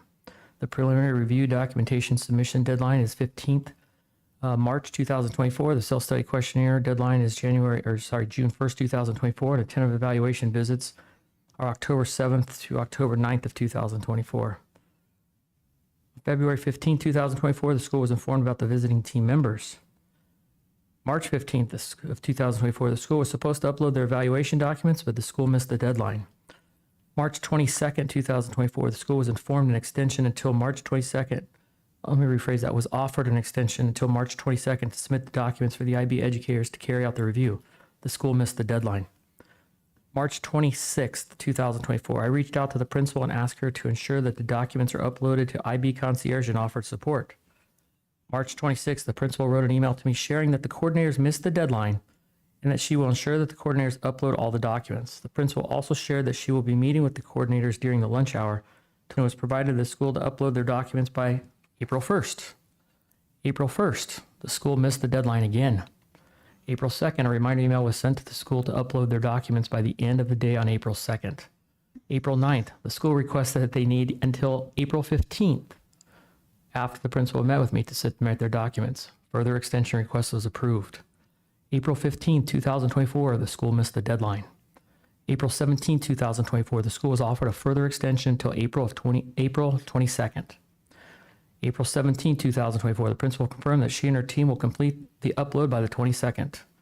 April 17, 2024, the associate manager offers support and also shared reminders about the next steps.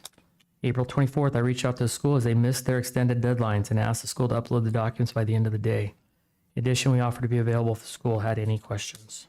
The documents are not yet submitted for review. Before we grant the school access to upload any further documents, we would appreciate a meeting. That's concerning.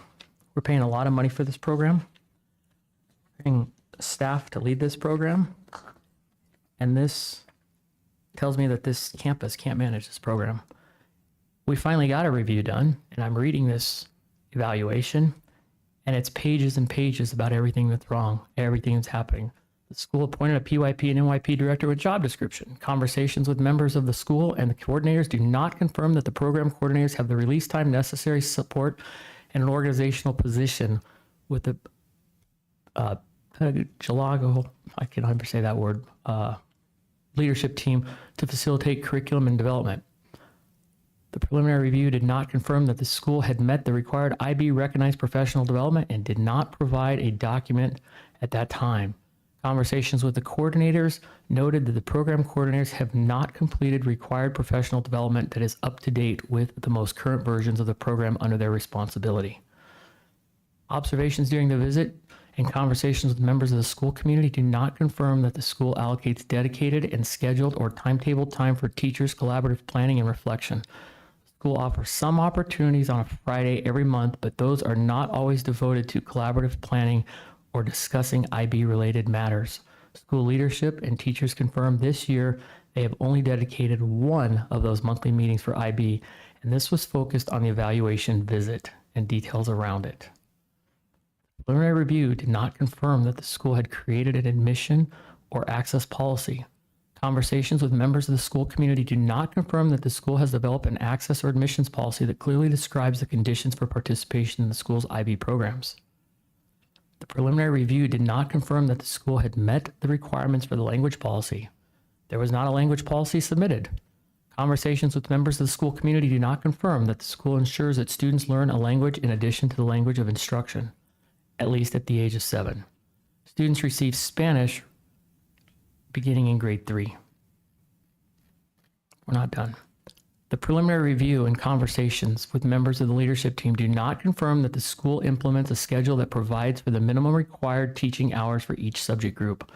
Design does not meet the 50-hour requirement. The schedule shows 40 hours of CHAMPS, which is listed as music, art, physical, and health education in Spanish for the 3 years of the program.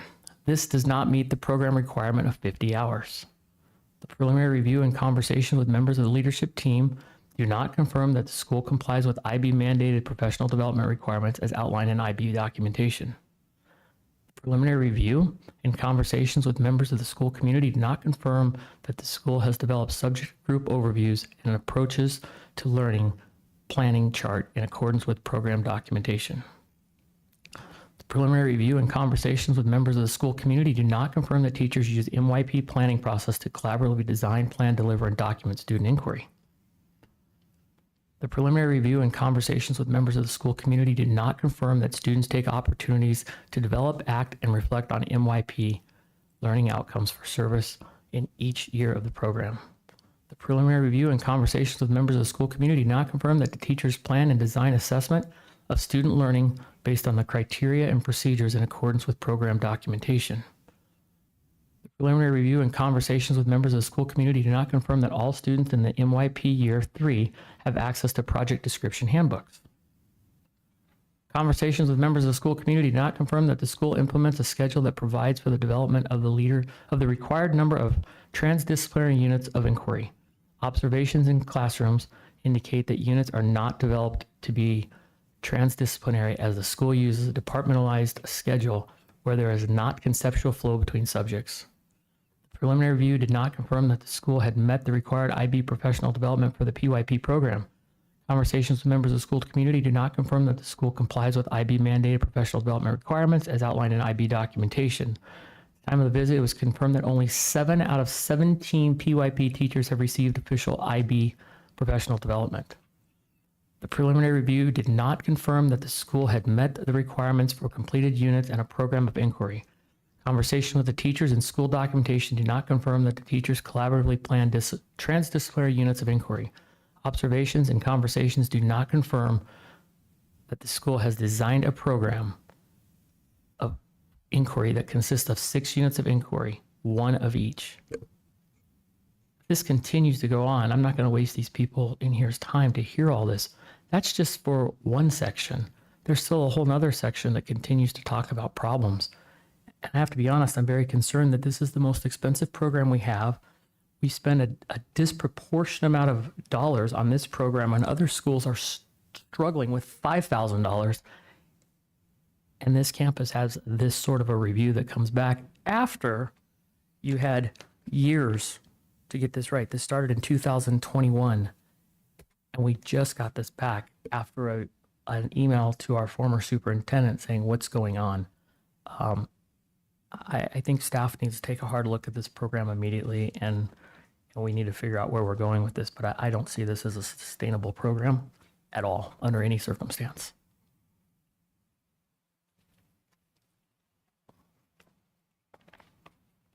I have no further questions or thoughts.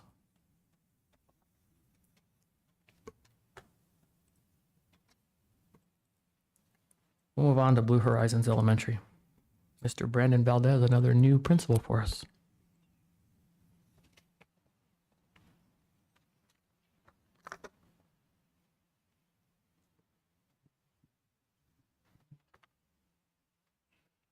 Good evening, Mr. President, governing board members, Superintendent McDonald, and members of the community. I am the proud new principal of Blue Horizons. My name is Brandon C. Valdez. Super excited to present this, our signature program that we're going to be working on at Blue Horizons. Currently, right now, with our enrollment, we took a small dip with Loretta Zembro being opened up, but that was exactly the plan for that. So it's working out great with that. We have 773, and our signature program is going to be college and career readiness / exploration. I really love this idea. As a middle school teacher, I've always prep my 8th graders. Hey, I'm not getting you ready for 8th grade. I'm getting you ready for high school. I'm always getting them that mindset to think in the future and think ahead. The curriculum that we're going to be using for this. So right now, with Blue Horizons, our signature program is that career readiness, and we now have a time frame that every student is going to be able to experience this. So we're going to be using defined learning, and defined learning will encompass the heart of the signature program.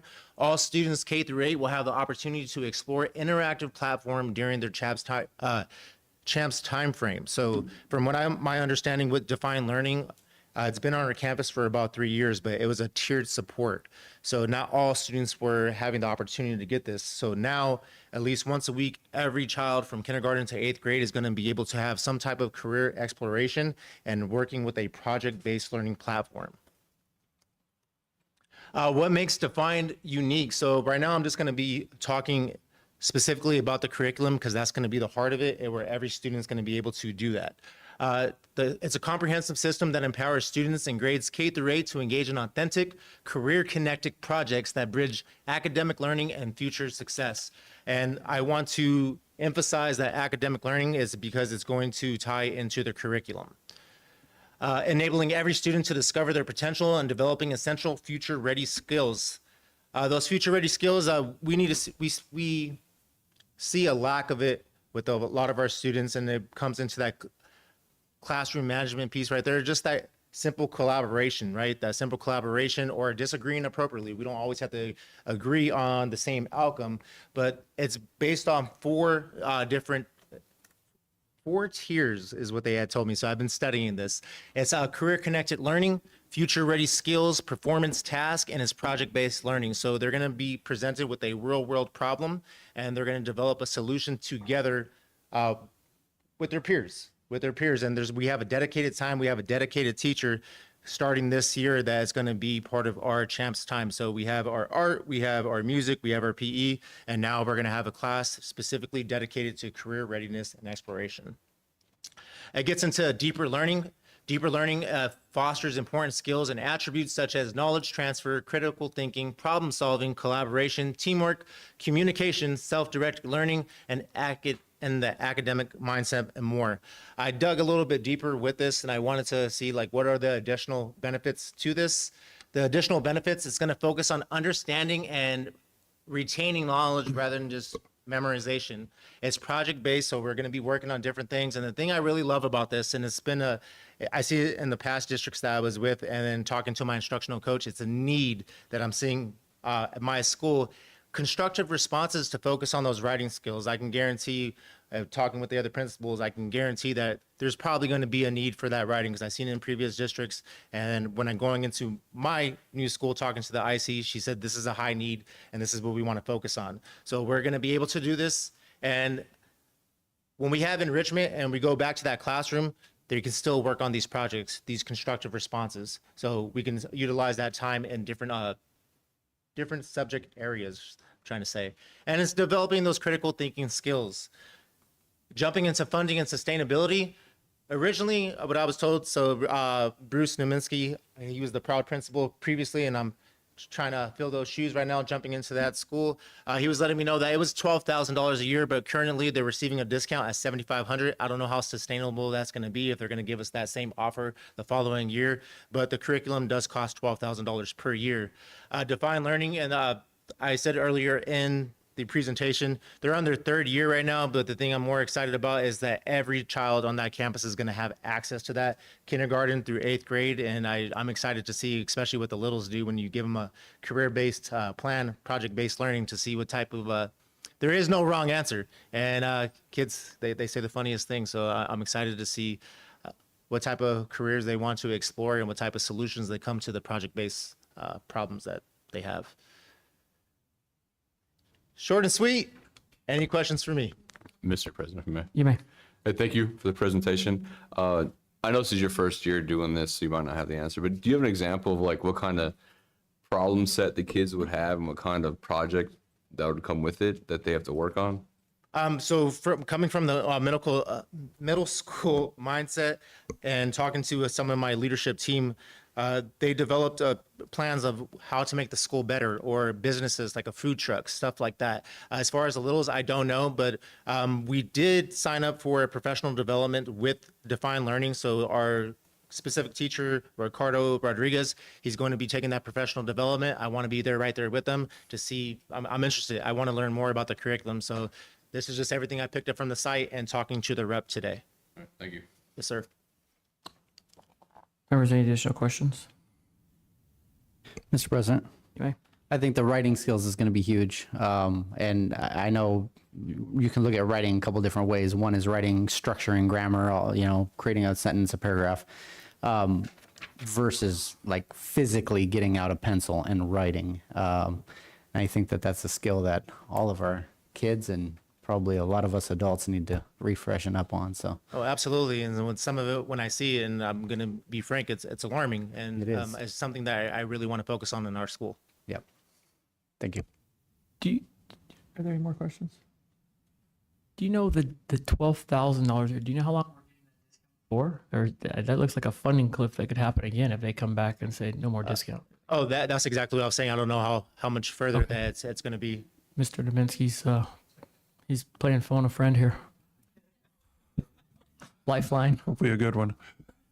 The quote that Define Learning gave us this year was 12 grand. We had some PD that had the opportunity to be rolled over into this year that was unused last year. And the PD that we've used the last 2 years has been for large groups of teachers, so it has cost more. Taking this program to a singular classroom and having some additional PD from last year that we were able to roll over initiated the $4,500 discount. Moving forward, I would expect that $7,500 figure not to stay at that level, that PD would incur future costs closer to that 12 grand if needed. Now, if we have a teacher who stays in that position year in, year out, we can forego the PD element of it and keep it at a sustainable price. Sure, but that program's probably going to change, so you're still going to need PD. It's going to continue to evolve and grow, right? It has the possibility and the chance to do that, but having it dedicated for one teacher in one class, it is going to be much more significant. So looking at the different aspects of that software, there are other modules and pieces of that software that they could conceivably open up as our teacher gets more advanced, and that would be an additional cost. Okay. And is the one classroom going to be enough for the campus the size that you have? That's no doubt going to grow again. You're getting a break this year because of Zumbro, but there's more kids moving into the philosophy we had in moving it, and it was a program that all K through 8 students had exposure to. The difference was in our 6th, 7th, and 8th grades, we had a dedicated time during the school day, our tier 3 time, where many students would go to get interventions, but many students would not need interventions. That's when we plugged them into Define Learning and utilize that. Taking it out of just that time frame now and offering it to all classes. Basically, we had coding last year. We lost our funding for coding.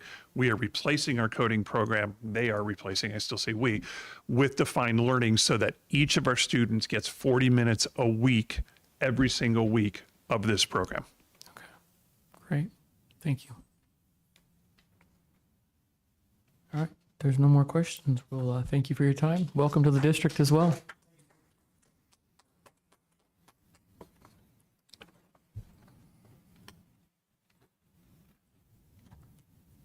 Our members, I believe that takes us home stretch. 10.1 board comments and agenda topic requests.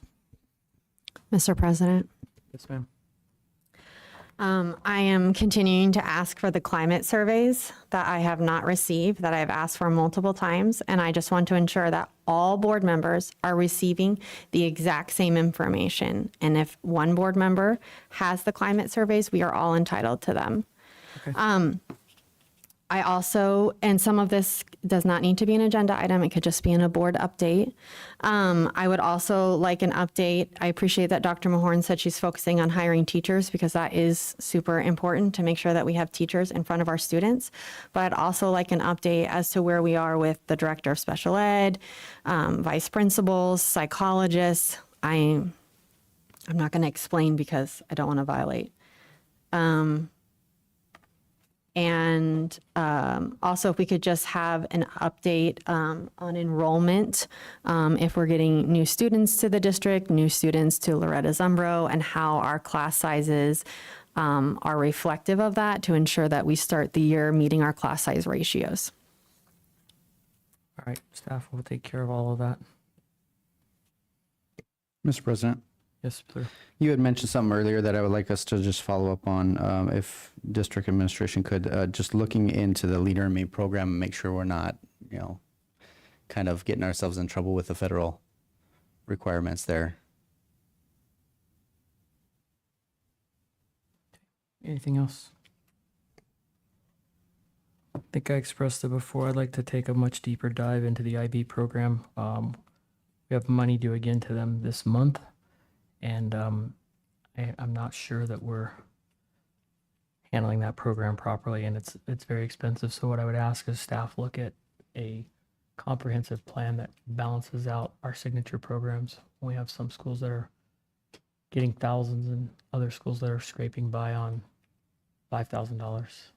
It doesn't seem like it's really fair, and especially when we have evaluations of this nature. So if you could, Mr. McDonald, if you can put something together for us, it'd be great. All right, if there's nothing else for that, we'll move to item 11.1. These are upcoming board meetings. Mr. President, Yes, ma'am. could we try to schedule the principal roundtable here so that we're transparently talking about our schedules? Yes. Mr. McDonald has asked that we hold off on that shortly so he can meet with all the principals and structure that a little bit. So is that still what you want to do with that? Yeah. Okay. Please. Okay. Okay. And then you'll communicate with the board about scheduling that. Yeah, I first want to get Hold on really a second. We can't talk too much That's about it true. because it's just an agenda Okay. topic. So, okay. And then just one other thing, please, about this. I'm just not sure why we are labeling these as special board meetings when they're already planned. I feel like a special board meeting is one that is unplanned, but these are all part of our board approved schedule. We're following what legal said to do on this, but we can talk about it. I'll get legal's opinion.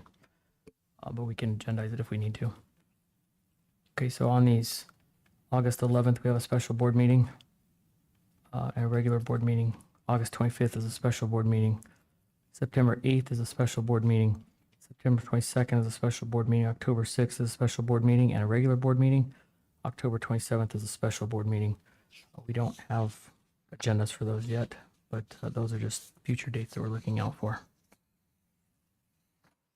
All right, with that, we move to item 12.1. All of our business is conducted.